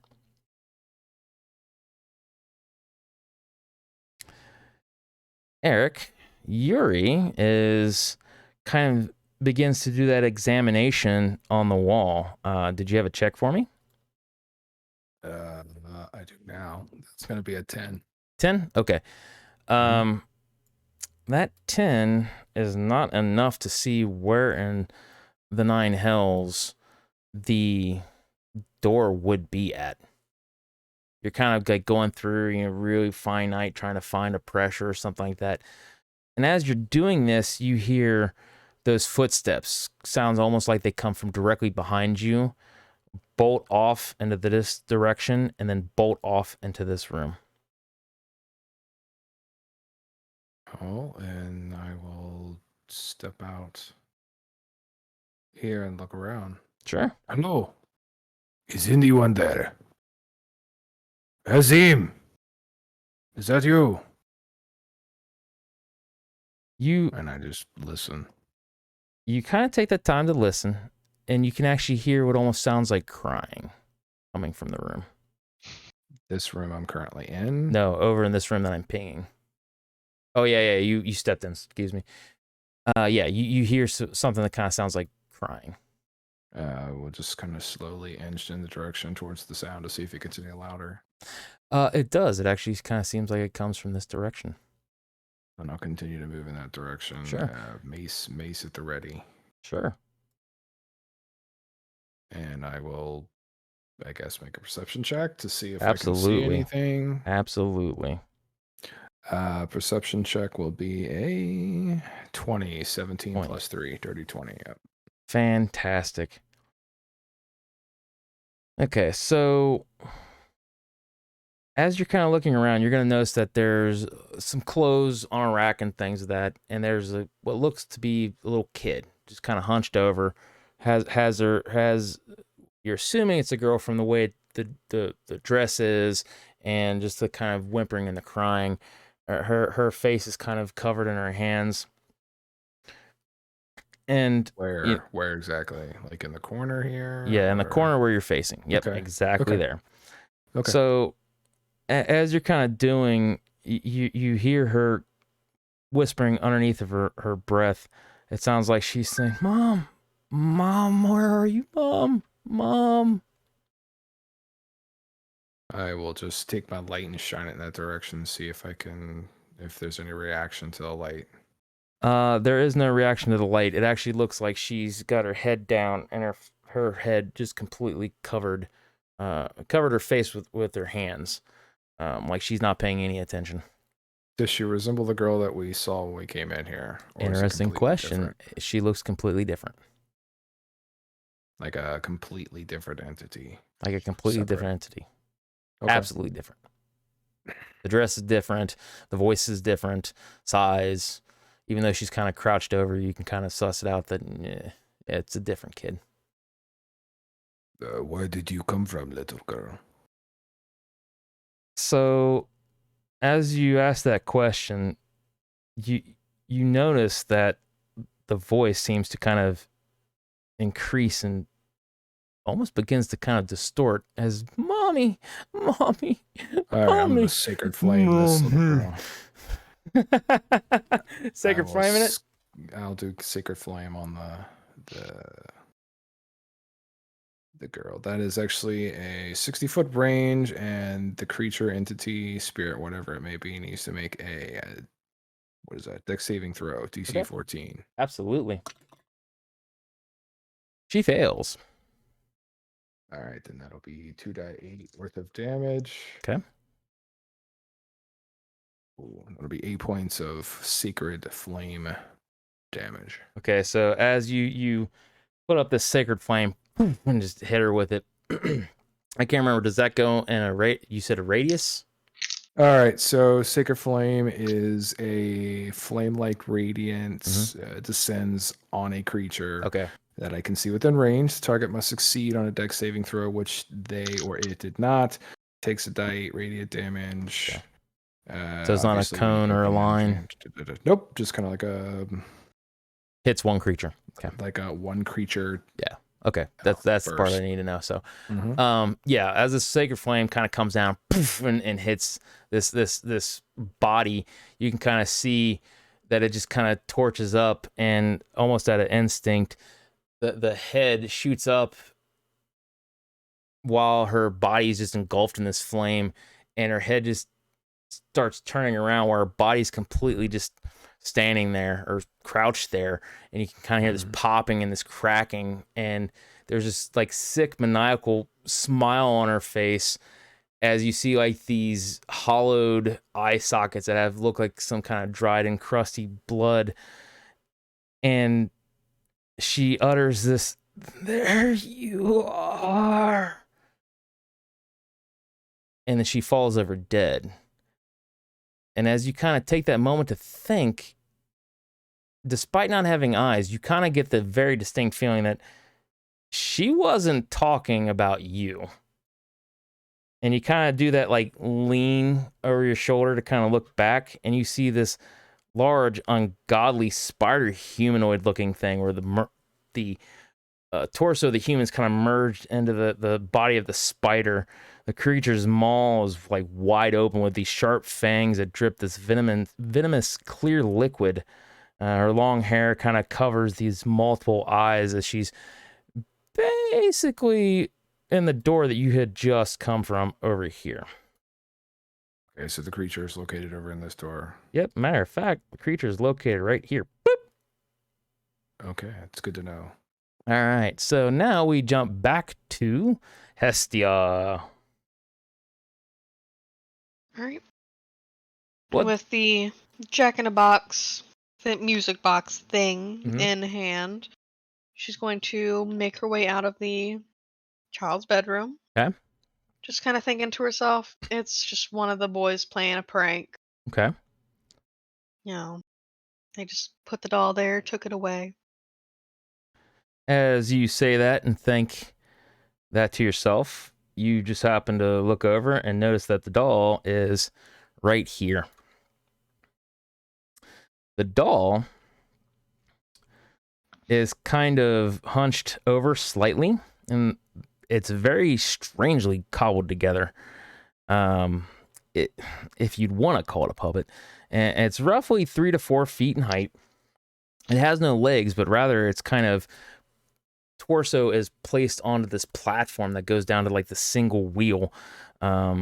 Its clothes are very torn, stained. It just lays there motionless.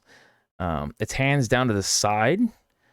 Strangely enough, though, it doesn't actually have hands. Its left hand appears to be some kind of a sickle, while the right arm seems to be some kind of a short sword that kind of goes right up to the elbow. Its head's definitely the worst and most shocking feature of it. The face is covered in like dirt and mud. It has string-like hair with clumps missing, but it somehow looks like actual hair, and it almost looks like a hat or a crown's been kind of ripped from this little area. There's kind of like a big chunk of it missing. And then on the face, there seems to be splashes of what look like jam or jelly, this viscous fluid that cover it. There is no mouth. What actually appears to be where the mouth should be looks almost like this leather patch that's actually been kind of sewed in very roughly to the sides or the cheeks and things like that. The eyes are so creepy and eerily realistic, not blinking, not moving, just kind of staring.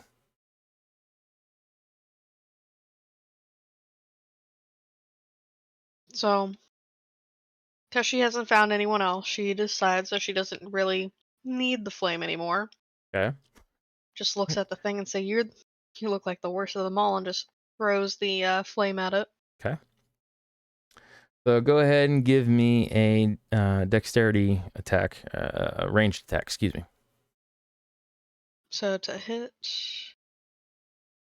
that is a 16. That is a 16. The flame will lap onto the nightmarish looking doll.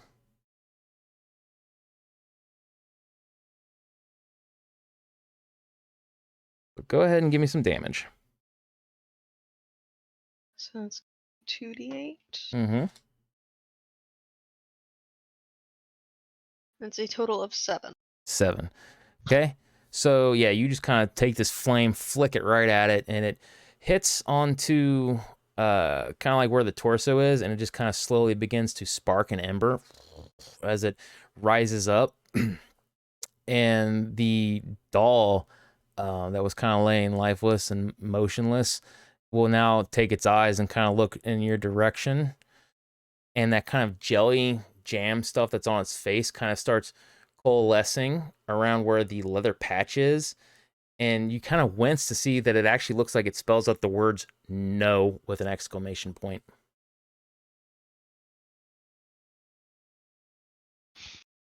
All right, so now everybody's encountered their friends. I think is a good time for initiative.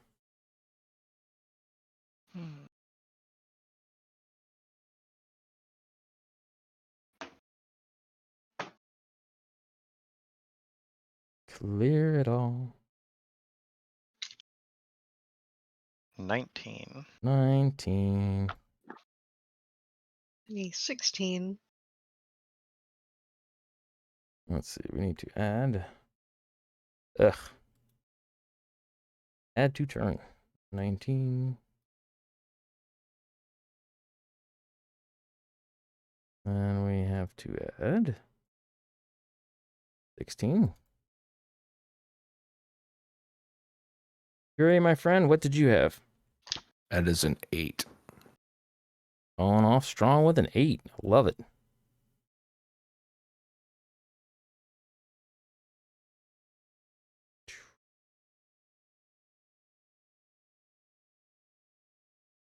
Get some rolls for these things. Fiddlewick. My friend, you have. Well, that's actually kind of impressive.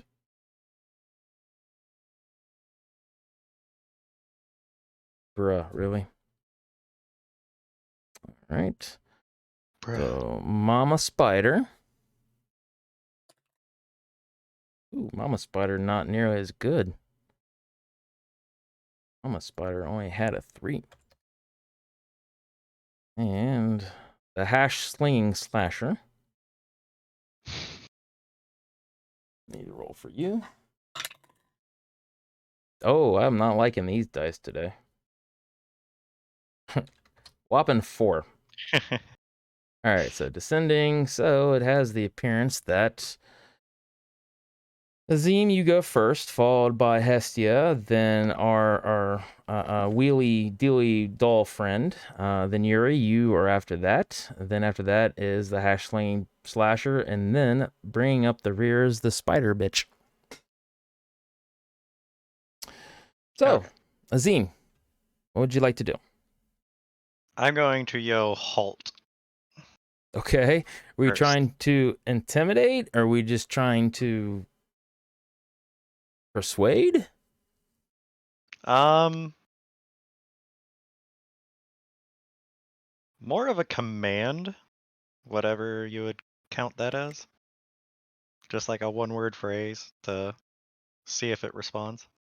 So are you using like an ability to do so? No. Okay. No ability. Okay.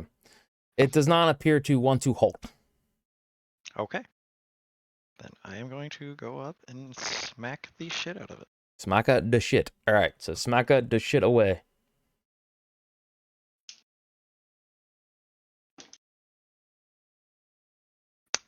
Well. Okay. For the first 2 weapons, since I do have them both out, Correct. a nat 1 and a 21. Nice. So the nat one clearly misses. Which weapon was the nat one, out of curiosity? Since I'm using my battle axe for the good die, which isn't being very good right now. So it's the battle axe? Okay. It's the battle axe. Okay, so go ahead and give me a damage roll. Okay. Let's see, the battle axe does 2 plus 4. And the Warhammer does 7 plus 4. Okay, so 2 plus 4, so that's 6. So you take 6 points of damage.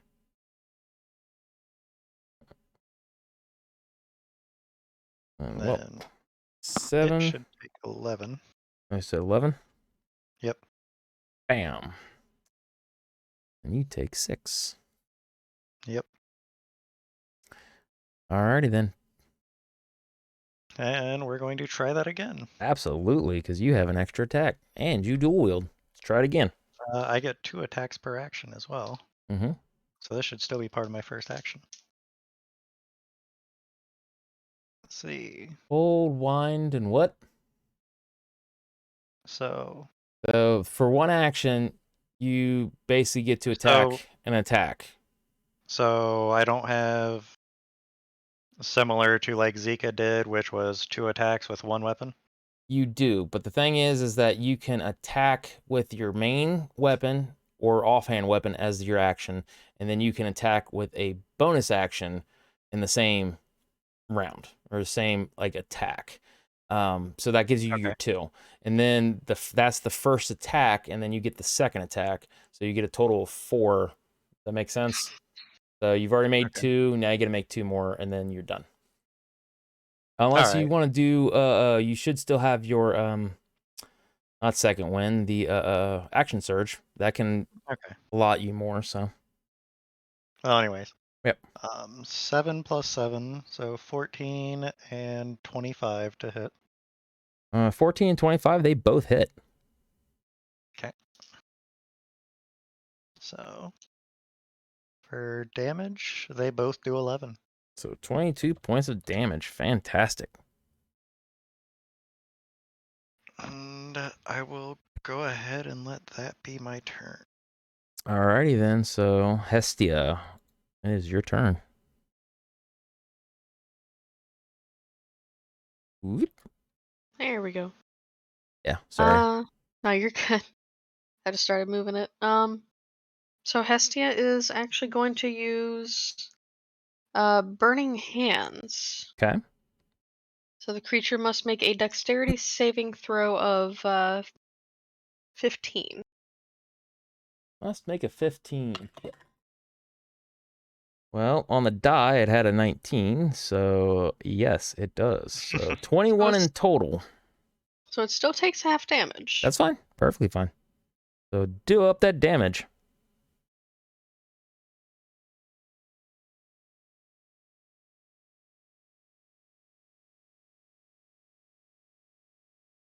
So it would be half of 9. Half of 9, so it ends up being 4 because you round damage down.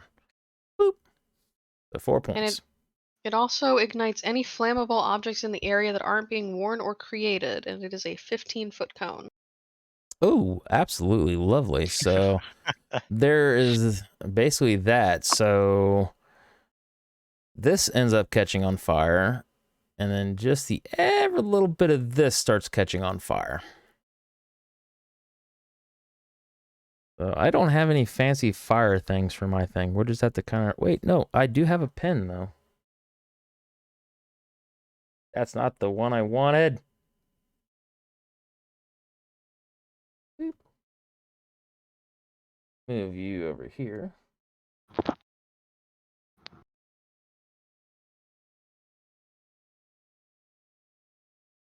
Happy little flames.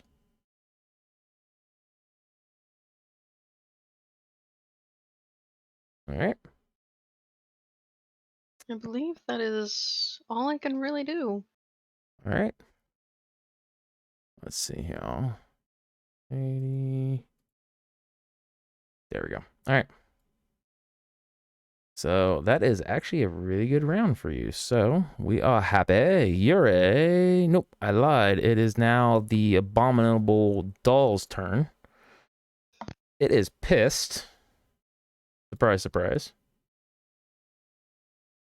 And let's bust out its card here. Okay, so it only has 1 action per. You've already taken your thing, so it doesn't get its fancy ambush. it will start wheeling all its way towards you, and it is going to pick up its sword arm and take a swing at you. Ooh, I love it. So natural 1. I was about to say that could go either way. It could be a nat 1, or it could be another Zika incident with a nat 20. Right? So it goes to swing, and as it swings down, the sword blade actually kind of comes unhinged and just buries itself into the ground about maybe a foot or 2 away from you. And it just kind of pulls up its nub and looks at it, narrows its eyes, and then looks back at you. So, Yuri, it is your turn. So Yuri is going to recklessly charge. He's going to move 15 feet in here. Okay. And as he gets here, he's going to cast, as a bonus action, Spiritual Weapon in the square right here. Okay. The spiritual weapon, or refresh the DM's brain, because I don't. All right, do so Spiritual clerics Weapon myself.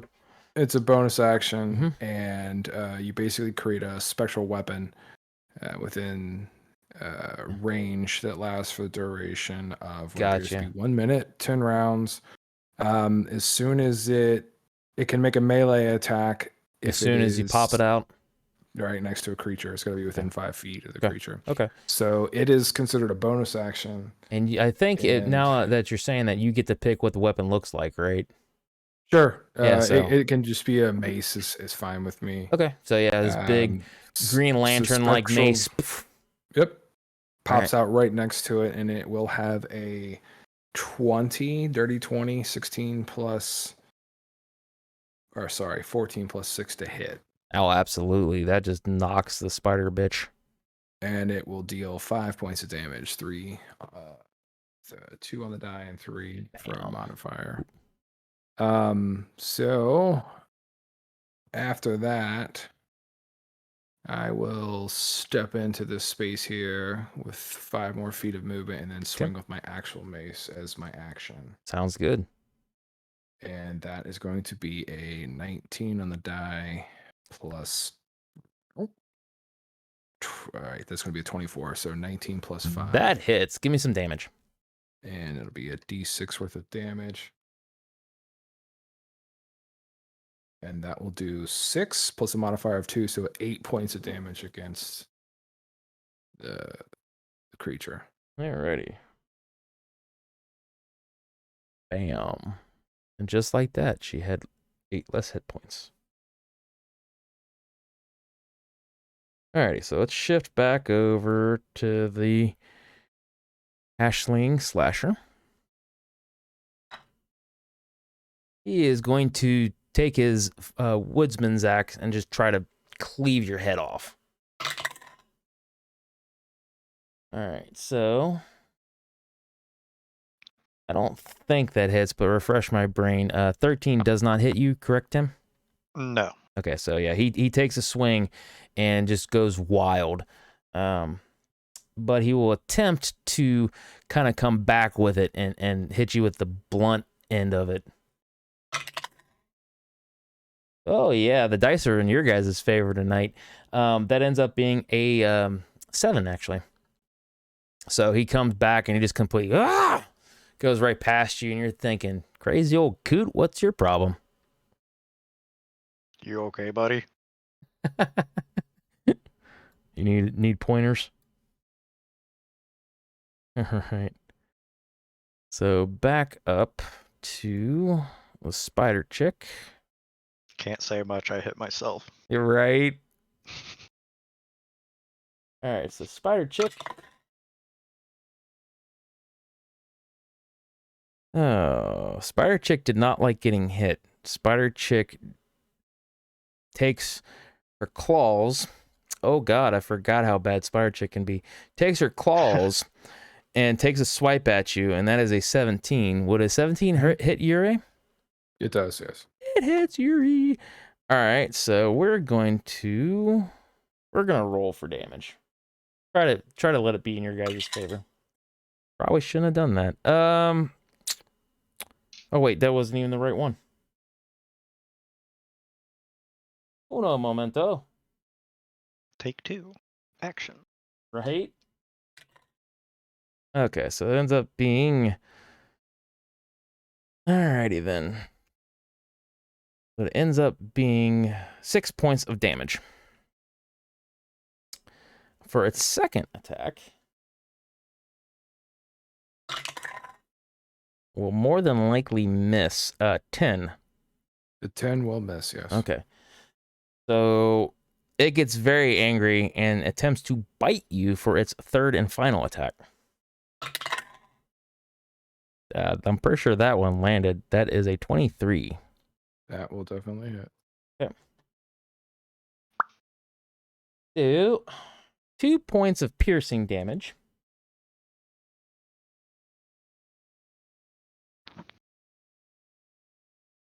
And 11 points of poison damage.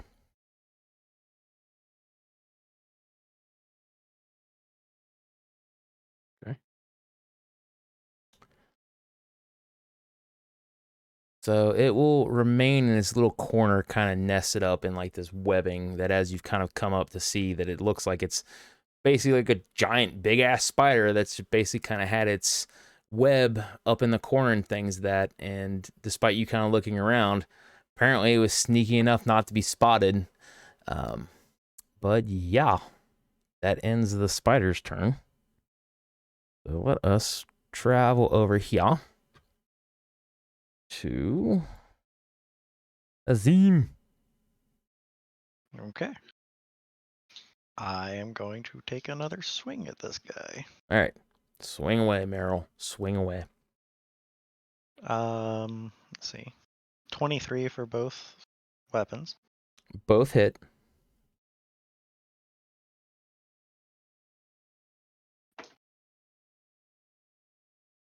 Let's see. So that is 5 damage for both weapons. Nice. So each weapon does 5. Mhm. I'm going to try this again. All right. Let's see. So that is a 16 and a 19 to hit. Both hit.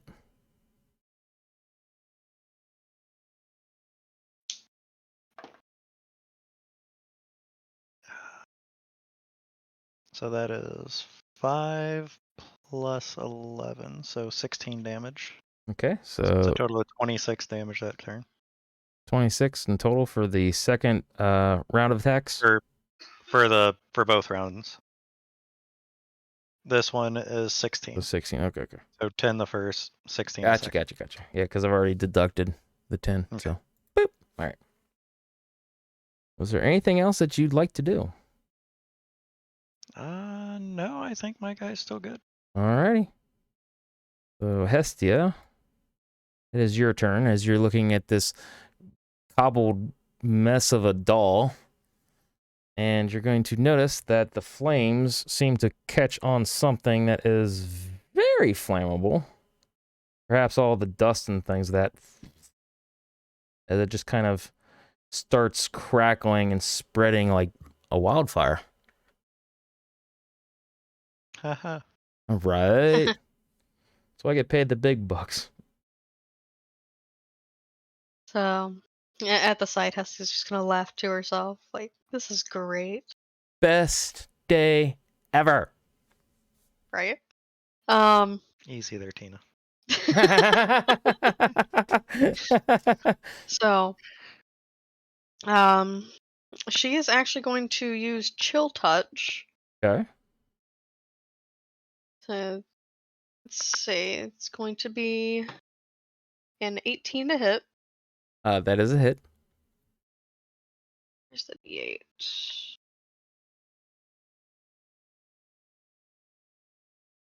That's going to be a total of 6. 6 damage. 6 damage. 6 damage. And it has a little note here. If you hit an undead target, it also has disadvantage on attack rolls against you until the end of your next turn. It is not an undead. It was worth a shot. It was very much worth the shot, but yeah, it's not classified as undead. Right. Good And try, I will though. also expend 2 sorcery points to cast another spell. Sure. And I will use, let's see where. I'll use Firebolt. Okay.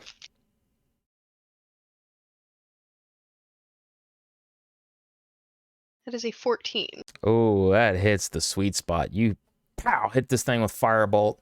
So give me some damage.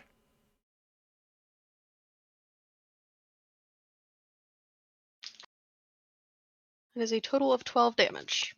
Total of 12 damage. All right. This thing is looking rough. It's actually started to, when you hit it with that firebolt, a bunch of its clothes and things that just kind of chipped and flaked off. And as you do that, you notice that there's this kind of underlayer of organs and meat. And we're not talking about like, neatly stacked in like proper positionings like most humans and other creatures would have. This actually almost looks like it's been kind of shoved in just randomly and kind of placed into this creature. So as you end up hitting it, chunks of it will end up kind of flying and splattering all over the floor. That is disgusting. It is very disgusting. All right, so our friend, the meat puppet, is going to be very pissed and going to try to kill you with its sickle. Did it grab the sickle off of the thing, or? No, its sickle is actually its left on its left It's hand. on his So, left hand. yeah, Okay. yeah. So the short sword was its right, and it basically kind of popped through. So, Okay. yeah, sickle. So it doesn't do as much damage if it hits, which I'm pretty sure it will. +2 to my 16, so that ends up being an 18 for That hitting. definitely hits. Alrighty. And then, see, damage isn't near as bad. It's only a D4. But it is 4 points of damage plus its strength. But its strength is 0, so 4 points of damage.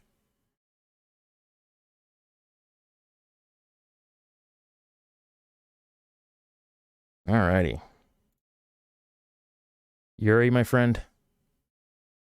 Okay, so first off will be the bonus action strike with his spiritual weapon. Absolutely.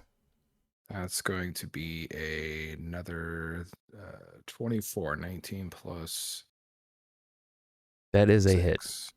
A very, very good hearty hit, too. So. I lied. That'd be what, 25, not Oh, 24. 25. Sorry. Oh, hey, 25. Even better. So the spiritual weapon will deal. What was it? 1d8.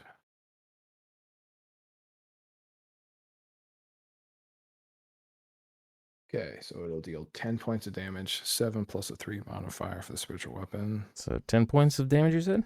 Mm-hmm. All right. 22. And then I am actually going to back up into this corner. All right, so we're disengaging or no? I'm not. Okay, just didn't know if you had some kind of an ability to do so. Nope. So it is going to try to swipe at you with its claws, and it is a 16. Does a 16 hit? A 16 will just hit me, yes. Alrighty. So you take 5 points of slashing damage. And then when I get into the corner, I'm going to, you said 5 points of slashing? Yeah, are you doing your own health? Yep. Yeah, Yep. okay. And then I'm going to go ahead and cast Cure Wounds at 2nd level as my action. Absolutely. Good call. I'll do 2d8 plus 7. So that's going to be 5 on the dice. So it'll be 12 points total.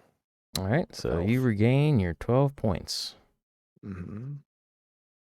As you pretty much go over in a huddle in the corner with the smoldering remains of not quite, but close to it.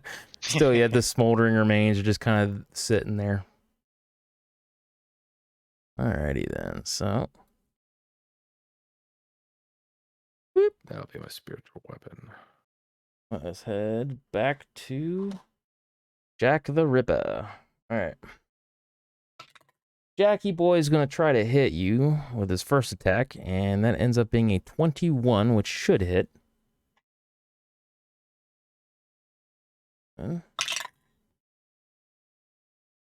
8 points of damage.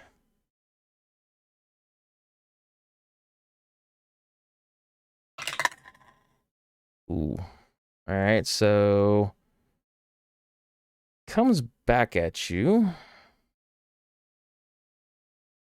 with a 22 to hit for a measly 1 point of damage.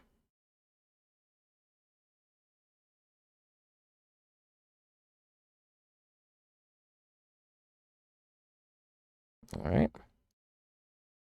So back to the spider. Nice. You got the weapon there, see? Mm-hmm. So it will climb up on the ceiling and begin heading its way towards you. So 5, 10, 15. Now, it did move past the weapon. Does it get an attack of opportunity for that particular spell or no? I feel like it's kind of it's up to like a DM discretion kind of things. I've played Yeah, in 'cause games where they do, and then Yeah, because I some just people didn't know say if it's, it's not specifically stated that it does. I technically don't think it does, but Yeah, well, it's a That's- one that's your shot. decision. Yeah, it's a one shot. You can go ahead. Give it a thumping. it will miss. Okay. And it's 2 plus 6, so 8. Yeah, it's a definite miss. So yeah, the spiritual weapon goes by as she comes right on over. She drops down. Then she will try to swing at you again. Mm-hmm. That ends up being a 12. That misses, correct? 12 will miss, yes. Okay. That's a 10, so that misses. The last one is going to be an attempted bite, but that is a 9. That also misses. Mm-hmm. So while Yuri's having struggling of faith, his particular god seems to be looking out for him. So, all right, and then we end up heading back to Azim.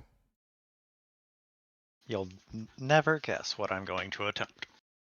Hit it till it dies. Essentially. Let's see. That is an 11 and a 15. All right, so the 11 and the 15 will both hit. Dude's AC is not high. Apparently not. And that is 9, 16 damage. 16 total or 16 for one? 16 total. 16 total. All right. Let's see. We are really testing its AC. An 11 and a 21. Both shall land purchase into said body parts.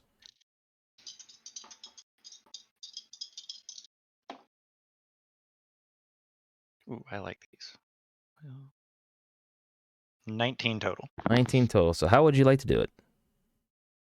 I want to go right through this guy's skull Okay. with the battle axe. Okay, so we're going kind of chopping down motion. Yep. All right, so yeah, you take the battle axe, bury it right into it. His head kind of parts in the side and all that other kind of fun stuff. As his tongue hangs out, he and kind of body weight kind of comes down, pulls off the axe, and hits the ground, goes over to the side. He is a dead. Big red X. Do I hear any commotion? No, actually, you don't. You're so focused on everything that, yeah, you don't. But if you'd like to raid the body, you can totally do that. I will definitely raid the body. Okay, give me a perception check. Actually, that die's been an asshole today. Smart. And that is a what check? Perception. Perception. 15. 15. Fantastic. As the body ends up hitting the ground, you're going to notice I should that... have gone with a badass. Huh? Should have gone with the asshole. Probably. You're going to notice that there is a trinket of some kind. I don't know, about maybe 5-6 inches in diameter, and it's about the shape of an egg that kind of pops and rolls out, and it looks like it's some kind of a family crest. I will have that. All right, so you pick it up. Yep. Alrighty then, so Estia, it is your turn. Beep. So, Hestia being completely disgusted by seeing all of these mismatched organs inside of this thing, Right. is going to cast, again as our Scorcher. Okay. If I do that. It's a growing flame 30 feet long and 5 feet wide directly at him. Nice. He must make a dexterity saving throw of at least 15. Do you want to take a wild guess what the number was on the die? I'm guessing it was a 15. Exactly 15. Right, so he'll at least take half of 3d8. Hey, better than nothing. Yeah.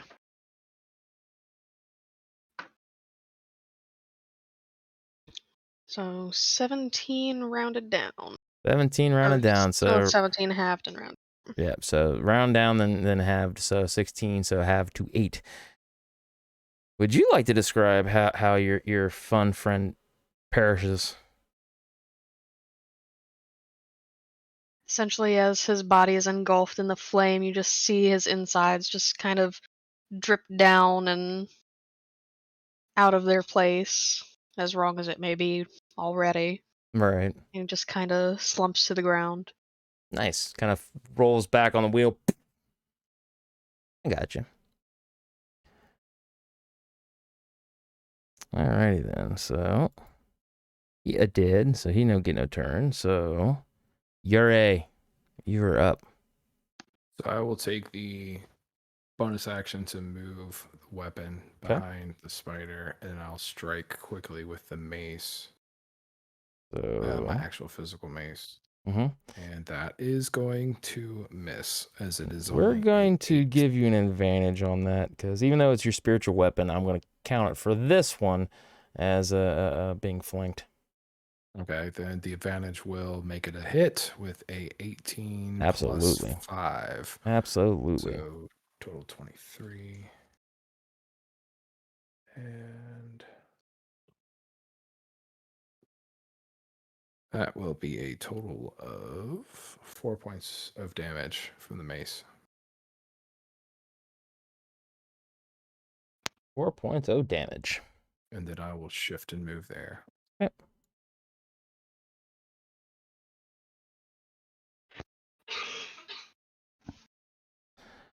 All right, so now it's pretty much just down to you and the spider. So, do me a favor though, Hestia, give me a perception check. Okay. 9. 9 is still good enough.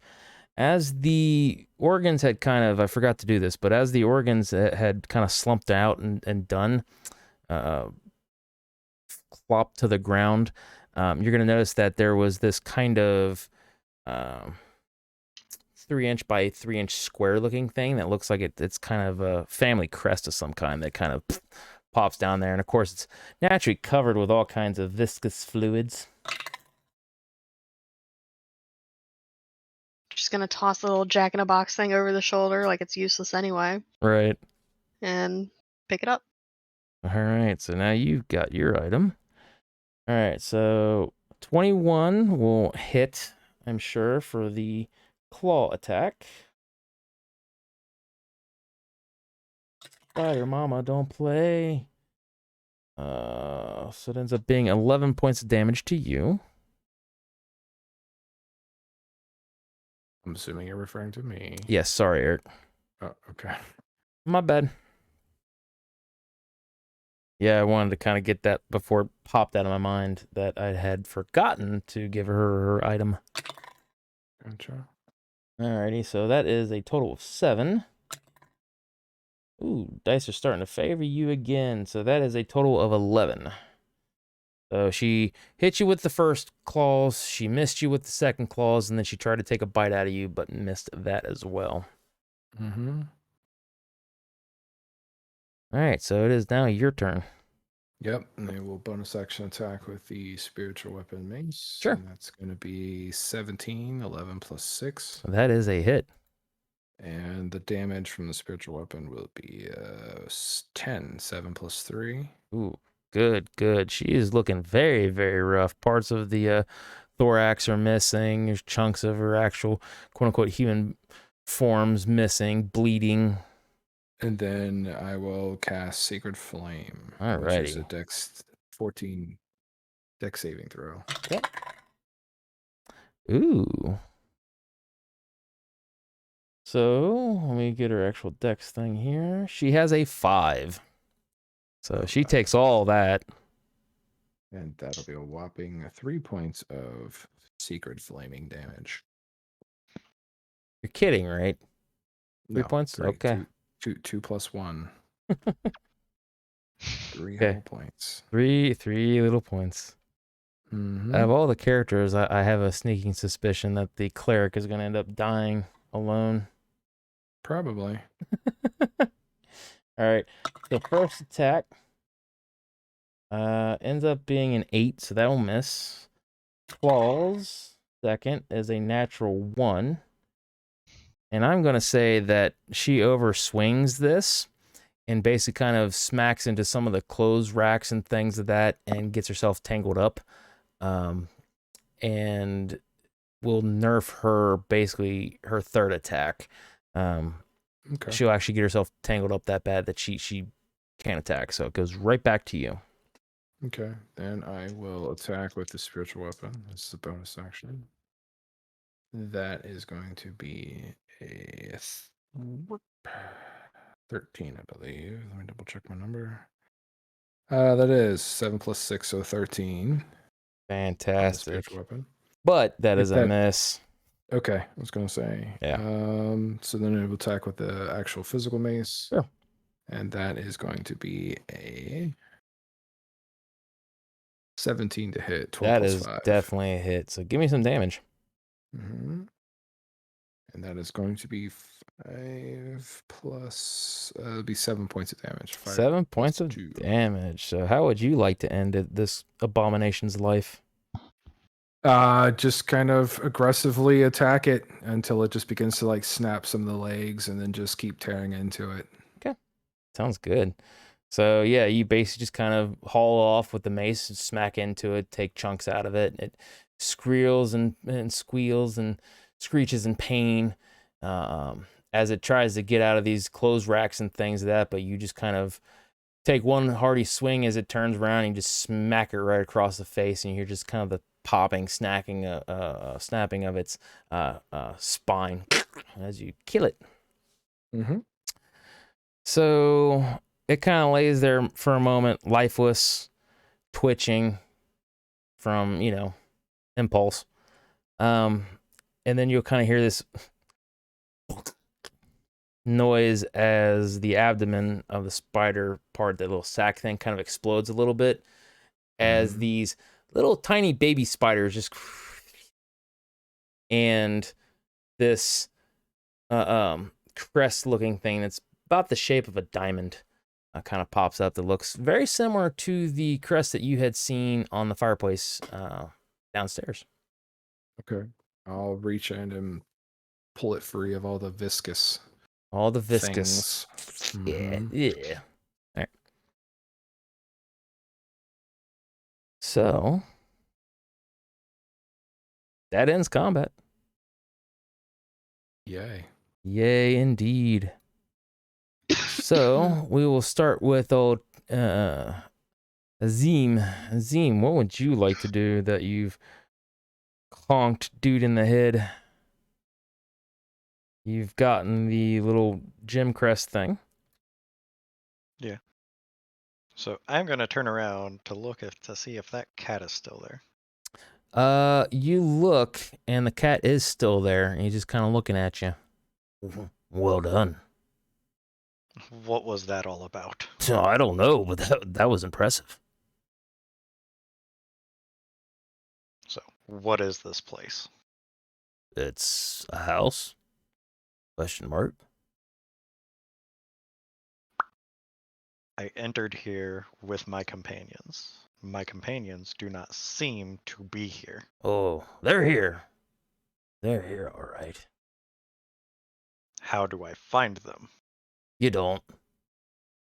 See, this is what locals call the murder house. It kind of gets people in, traps people, and then, kills them. It's actually a pretty interesting story. What? It does not seem to be very good at the murder part. Oh, you get tired. The house does not. It is patient.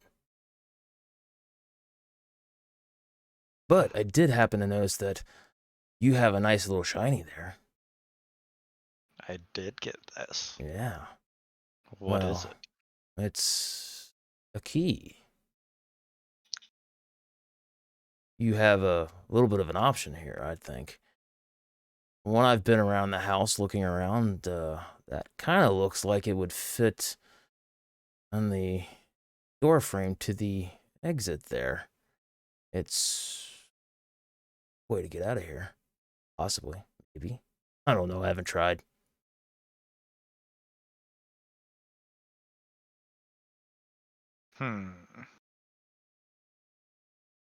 Thank you for the information, small creature. Anytime. But I could be totally wrong. It might just kill you.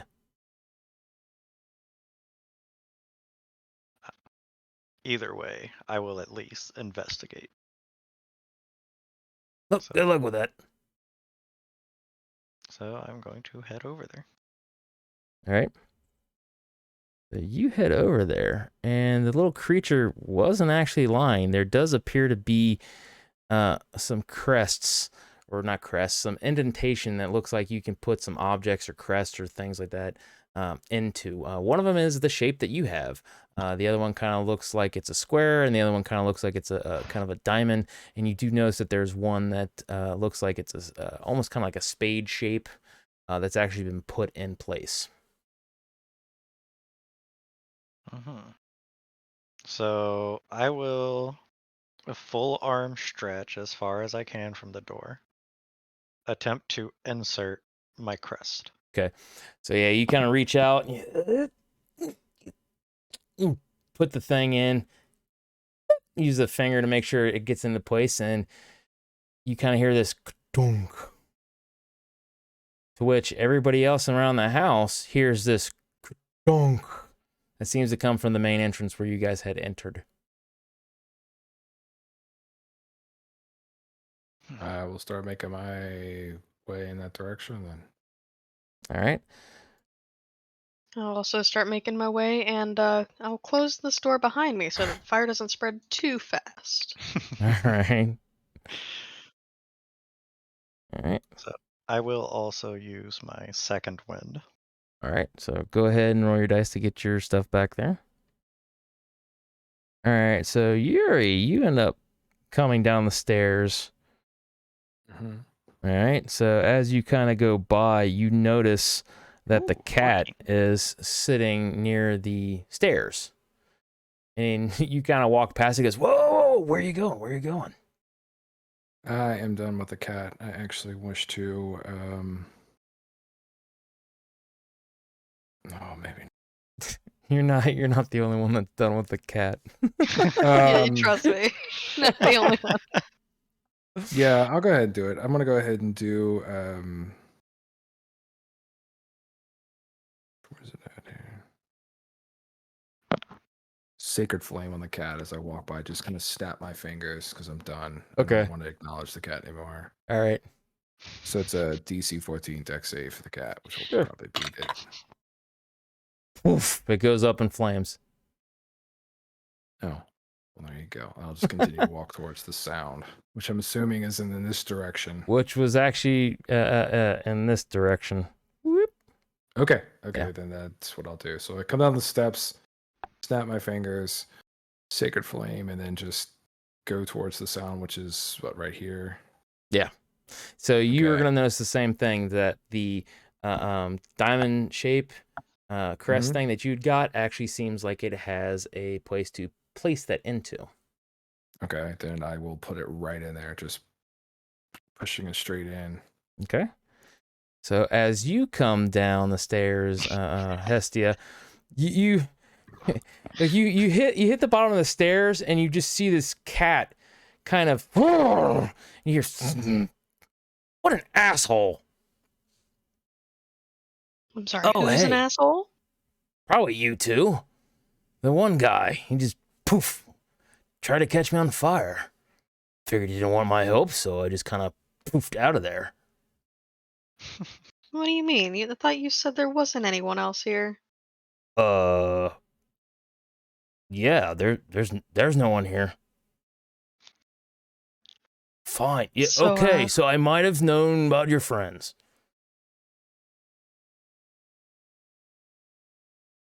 Okay, and what else do you know that you're not telling me? Probably lots of stuff. Okay, oh, shut up, okay. So I assume you have a shiny? Oh, it's not very shiny, it's covered in whatever the hell this is. Ugh, looks kind of gnarly. Cool, where'd you get that from? Some kind of meat doll. Meat doll. What? That was a meat doll. Cat just looks at you.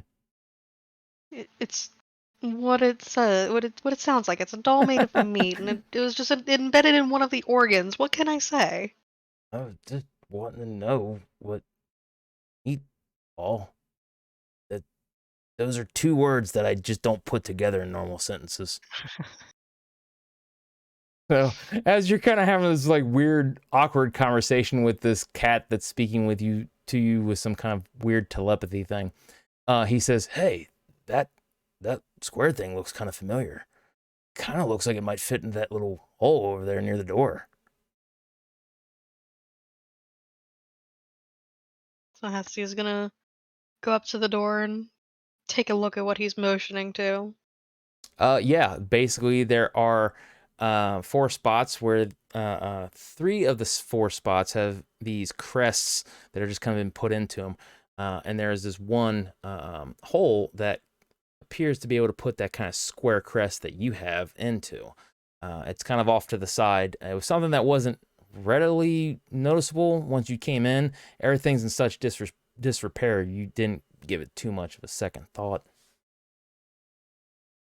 Alright, so Hestia's gonna just look at the cat, look at the crust, and Oh, she wants you to put pop it in it the in hole. pop it in the hole. That's good. All right. So you end up putting it in there, and there's another kind of noise as the door frame for each one of you ends up kind of sparking and then kind of does this weird glow, and you can actually see outside while the edge of the door frame has this kind of like sparkle effect. So kind of tell it's almost like a portal of some kind. I'm going to open up the door and walk through. Okay. So spider goes through. I will do likewise. All right. So does the Yure. Estia, are you going to stand there and wait? You can actually hear the flames starting to crackle and pop. So Hestia's gonna deliberately do this time and just like have one foot going out the door, and she'll just turn around and use her burning hands to at the very least start the staircase on fire. Okay. All right. So yeah, you just take, smacking as much as you can into the staircase. It just lights up.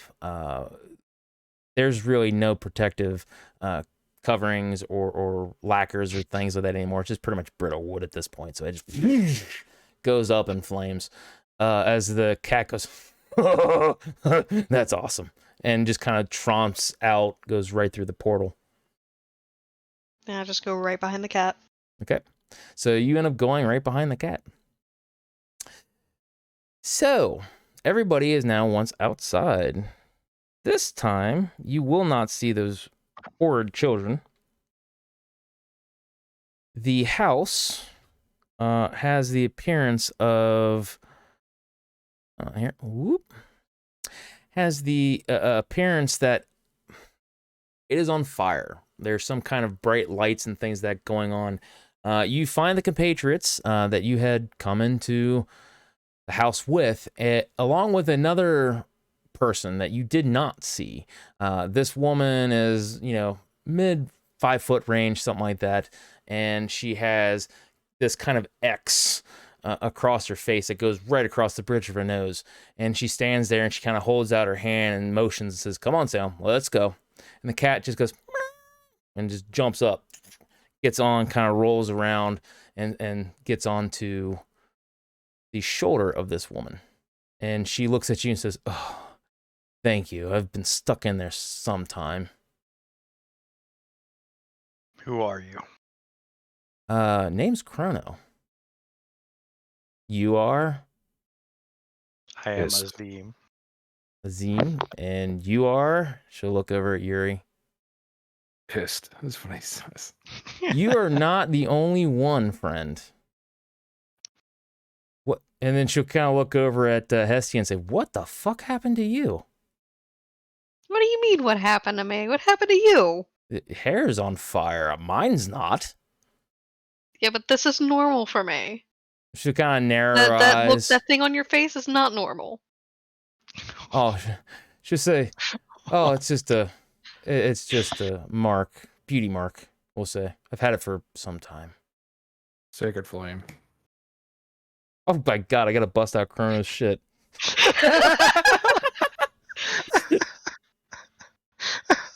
Oh, we're doing this. Yeah, we're doing this. Okay. Wow. Eric, I love you. Mm-hmm. You are literally making me fight myself. It's fun. Yeah, I was gonna say that's yeah. Oh. I was about to comment on the cat being an asshole too. Cat is an asshole. Yeah. Oh shoot, gotta Chrono's dismiss. gonna kill us all. Do you want a link to the sheet? I think I should have it here. It's my characters, my campaigns. There we are. Okay. You campaign. No. What are you trying Yeah, to look at? this is definitely not something that I had anticipated. Rono, there you are. You're up at the top. It goes alphabetically if you didn't know. Yeah. Apparently, that's my guess because it looks like it. So Alrighty then. Zeke is at the bottom. Right. Okay then. So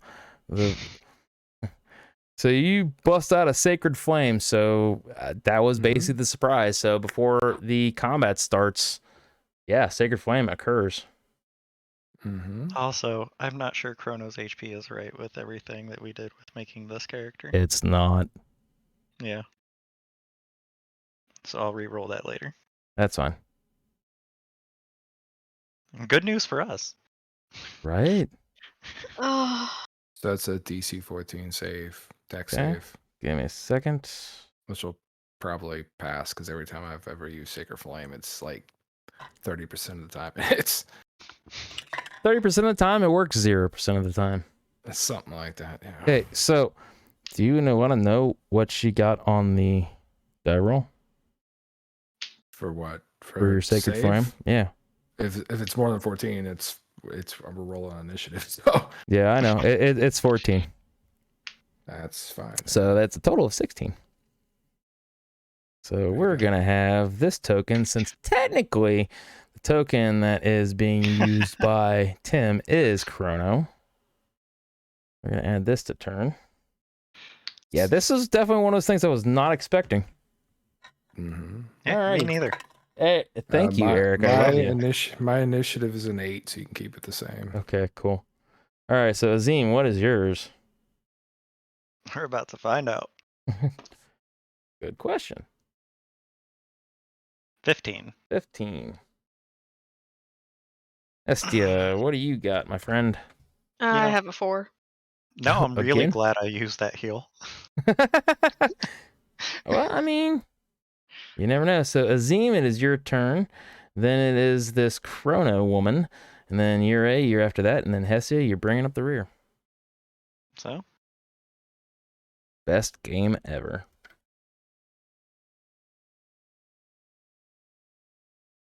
well, I'm going right there. Okay. And I'm swinging like I'm trying out for the Mets. And this is the fun part. You have advantage because you are flanking. So, yeah, each one you get to roll and take the highest. Well, that's a miss. Okay. For the first weapon. I was going to say, you should know your own armor class. I do. That is a nat 20. Nice. So let's go ahead and roll that damage. So the max is an 8. So I start with it. This one we're going to do the traditional means. So you roll the dice double and then add whatever modifiers. Okay. So So I rolled an 8. Okay. So that's 12. Do I roll again or? Yes. You roll the die one more time, then add that to your 12. Oh, shit. I rolled a 7. Nice. So it almost worked that way. So that's 12 plus 7, 19 for that weapon. All right.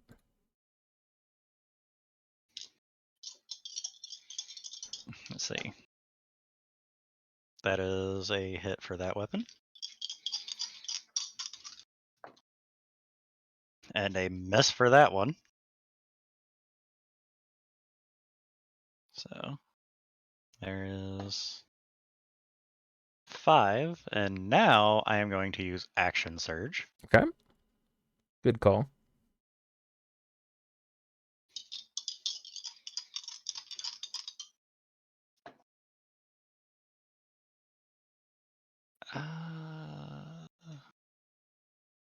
That is a miss. Okay. Even with advantage.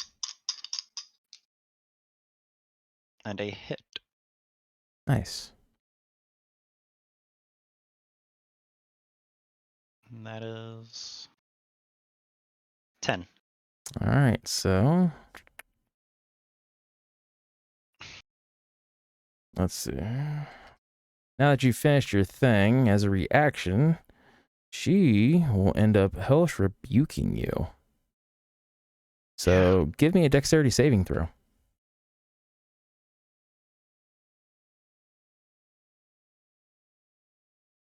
16. 16. And you realize it fails, right? I know. Just want to I make know. sure you knew. Jesus Christ, what is the damage on that thing? It's not Brought up damage. Chrono. Yeah. I brought up Yeah. Chrono. Yeah. No. this is gonna fucking hurt. Yeah. I'm a That's nuke. Oh, fuck. Yeah, you're close enough. And just as a point of note, because Tim and I play my other game, and they know I have specific dice for NPCs. I'm not using the NPC dice.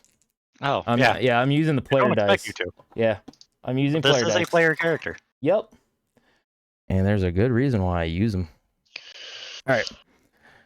So let us tally up the thing. So it ends up being 6. Alrighty then. So you end up taking 16 points of fire damage. That's actually a lot less than I was expecting. Well, it's Hellish Rebuke. She's not used any of your good stuff yet. That is just basically a free action. Yeah. Oh, wait a minute. Oh, wait, no, How that's... much rebuke is? Yeah. I lied. Give me a second. 10. Yeah, what are you doing? You rolled yeah. 2d10, didn't you? Yeah, I rolled a 2d10. I wasn't looking at your actual thing. My bad. That's why I went, that seems Yeah. unusually So, low. Yeah. My bad. Add another 12 to that. And another 5. Ooh. So an additional 17 on top of... Oh, wait. I'm pretty sure you're down. No. Hmm? No. Oh, you're not? I use Life Surge and I was almost Oh, back yeah, to that's max right, that's HP. right, that's right. How much you got left, being nosy? 35. 35? Okay, well, you're doing better than I thought. Let me Oh, yeah. adjust the thing here. Boop, boop. I might not be doing as well in a moment, depending upon what you use. All right. So, I don't know. I will actually ask you because personally, I was kind of wanting to use something like Shatter or Oh, yeah. Scorching Ray. Shatter seems Oh, I something would. more. I'd back the hell up and drop a Shatter right in between. Well, it me needs to and be Head. a 10-foot radius, so she'd actually probably be right where she wants to be at right now. Shatter is a 60-foot. Let me double check. It's not around her. Oh, yeah, you're right. Shatter is on a Sudden point. loud noise. Shatter has a 60-foot range and a 10-foot area. Yeah. Yeah. I got you. So she will risk the getting hit, and she will actually back up here and here. So that is 2 attacks of opportunity. So Tim, we'll start with you. Okay.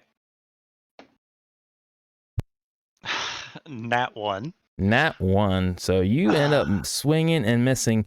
And which weapon was that? That's going to be the battle axe. Okay, so you lost the battle axe. Give me a strength check, just out of curiosity.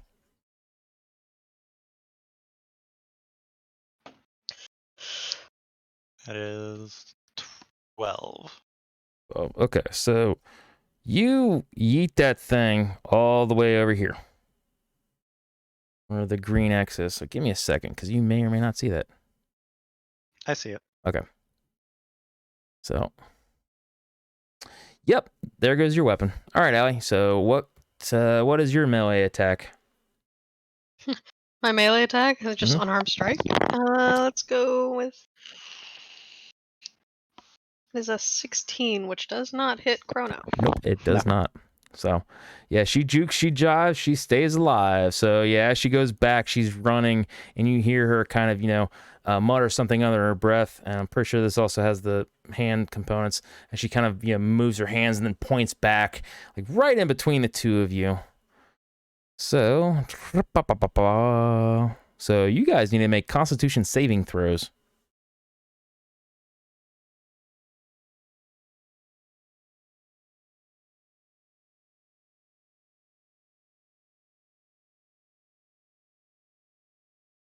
I fail. I got a nat 20 plus 2, so 22. I got a 13. I failed.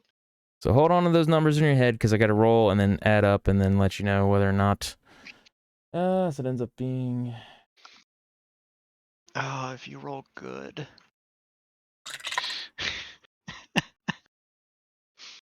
25. All right, so that is 28 points of damage. What was the saving throw, Tim? 17. Mine failed. Okay, so The saving throw is 17. okay, so you end up taking half of that. So what did I say again? 28. So it ends up being 14. Yeah. Okay. And then Eric, what was yours? Nat 20, 22. Nat 20. So yeah, you also take the 14. Actually, with the nat, we'll go ahead and say that you take only 7 points. Sure. Actually, no. Oh, yeah, and within 10 feet. You're right. No, my bad. So she ended up moving 5'10". She's going to continue her movement. 15. Chrono would actually put as much 25, space in between 30.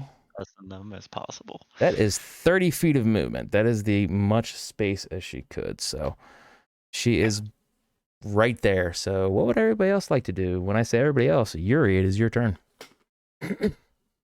I am going to change my tactic a little bit here. Chrono is no slouch. No. To cast Healing Word as a bonus action, and I'll do it at my last 3rd level slot. That would be wise. Creature of choice I can see within range. So, hang on. I wanted something different. I don't know if I have that one. I was looking for Mass Healing Word, and I don't think I have that. I don't think you did. I don't. Yeah. Oh, well. That would have been a lot better. Well. I thought I selected it, but apparently I did No, not. yeah.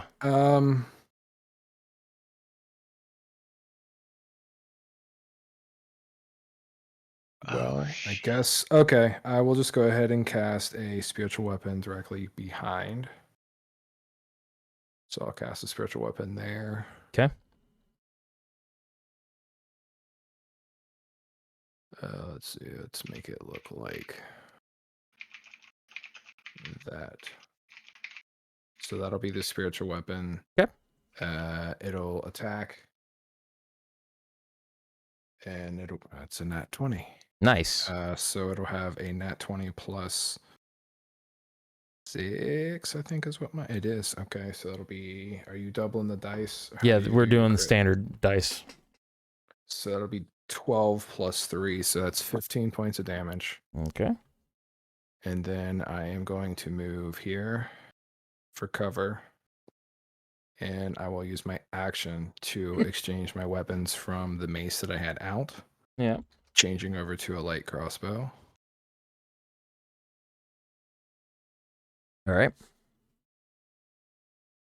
And that will end my turn, as I will use like press against the house with the crossbow to my chest using the house as cover. All right. Hestia, my friend, what would you like to do? So, Hestia's going to be taken a little aback by the person that just insulted her hair. Granted, she insulted back. Right. And she is going to do a firebolt. All right.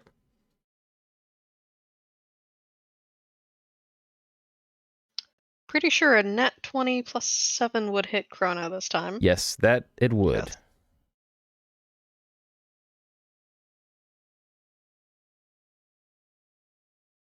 Alright, so with this, it's... Alright, it's 2d10. How many?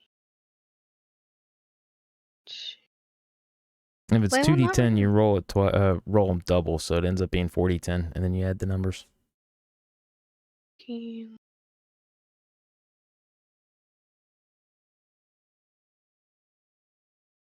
36. That hurt. That hurt Yeah. sizably. But she still is standing.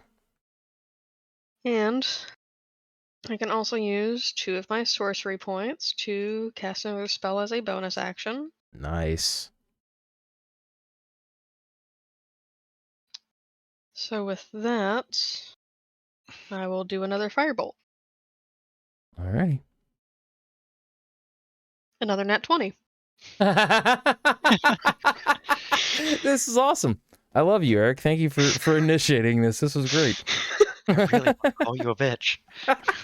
Oh, but you love me. I can do both.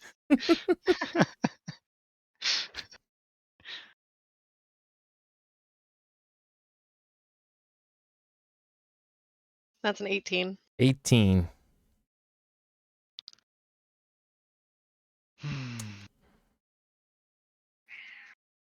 Barely, and I mean barely hanging on. She's looking very, very rough. Stiff breeze could knock her over, kill her. I just hope I roll better this time.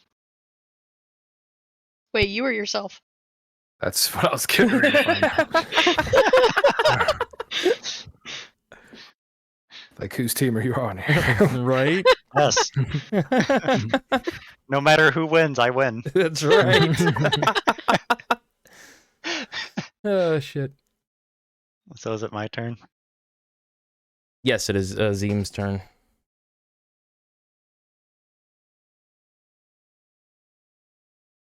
I'm going to go there. Which, and for this one shot, is advantage. Flanking. Yep.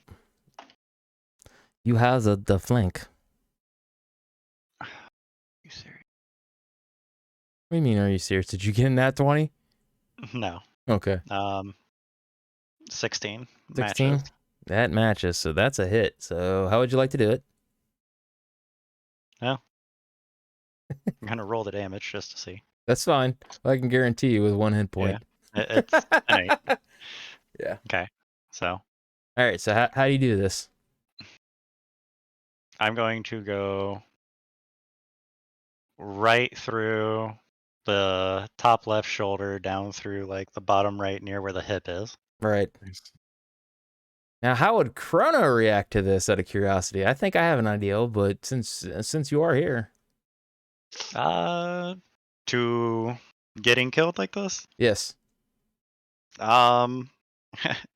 they would do one last gasp attempt at an attack. Okay. If they know they're going to die, they're going to do as much damage as they can. So that'll pretty much be it. She kind of has this look of shock and awe as she kind of goes to mutter a phrase, blood kind of, as she tries to manipulate her hands to do something, and her body kind of slashes and goes down to the ground and splits in two. The cat just jumps off and things that, looks around, kind of goes, and you Sacred flame. Yeah, I was going to chase the cat. Yeah. I'm killing that cat. So Sacred Flame, poof, cat gone. So, yeah, I was going to say pull out the hatchet Yeah. as well, since I have 2 of those. Yeah, you take the time to kill the demon imp cat, or excuse me, the devil imp cat. Sound be so pissed at me. So, alrighty. So yeah, as you guys had kind of fought and real quickly dispatched to this strange woman that was also trapped in there, and had thanked you for, kind of helping her get out, and then you just kind of butchered her, and her cat. You I kind blame of the sit drunk. back and, I blame the drunk. right. You kind of sit back and watch as the house, burns slowly, sloshing off shingles and things that kind of collapses in.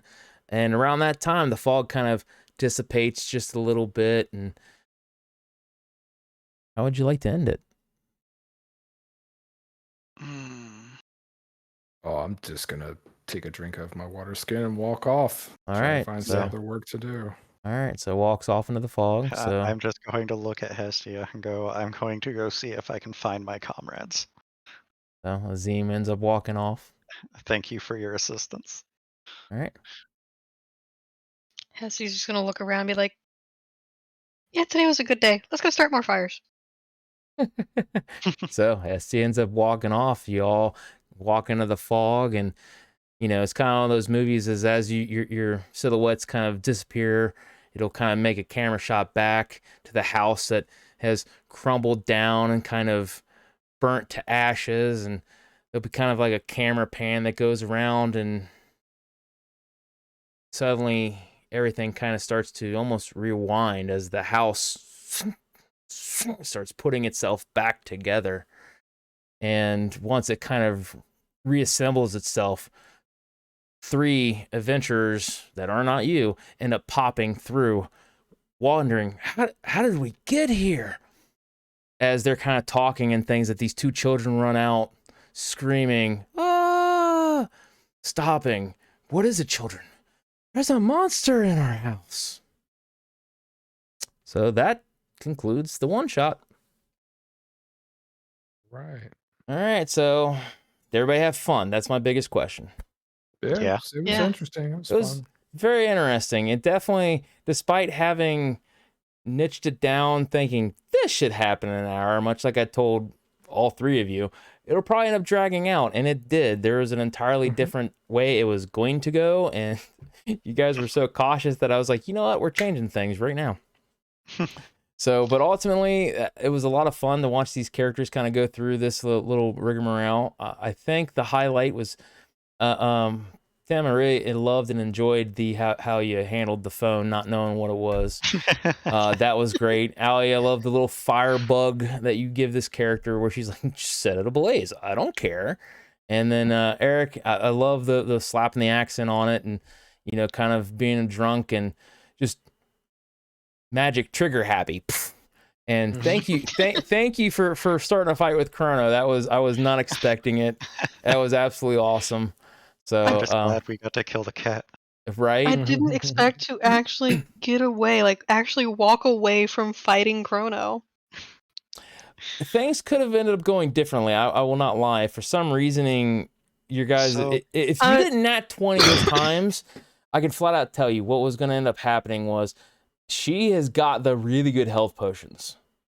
She's got Yeah. the which ones do you have? You got several different ones. You got superiors. It's a free potion of greater yeah. healing from Not the Cauldron that. of Rebirth. Not that, but you actually have like actual like superior potions and greater healings and things like that. So she would have been popping those and trying to off you guys as well. So and she's I got quite a actually bit need of healing. restock on those. You do, but yeah, no, she had some healing I stuff. normally She's gonna heal carry and thump you. a few. Yeah. So but yeah, this was a lot of fun, guys. Thank you so much. So before we sign out and officially bring the stream to an end, I would like to kind of let everybody plug their channels and podcasts and things like that. So Eric, we'll go ahead and start with you since we started last time. So plug away. Yep. So if you're out there watching this right now, you can head on over to any of the major podcast markets and check out, download Crit Eating Grin, where we also play 5th edition Dungeons and Dragons in a homebrew world of my own creation. And it's a lot of fun. There's a lot of interesting things going on. Check it out. Give it some support. And then you can also check us out on YouTube under Crit Eating Grin as well, if you're more of a visual type person. Yep. And then you also have a .com, do you not? There is a website, creatinggrin.com, that you can check out, and there's a little bit of backstory history. You can check out the information on the players, and the DM, myself, kind of how things got started, etc. You can check us out on Instagram. You can check us out on Facebook. There's links at the web page or website. So.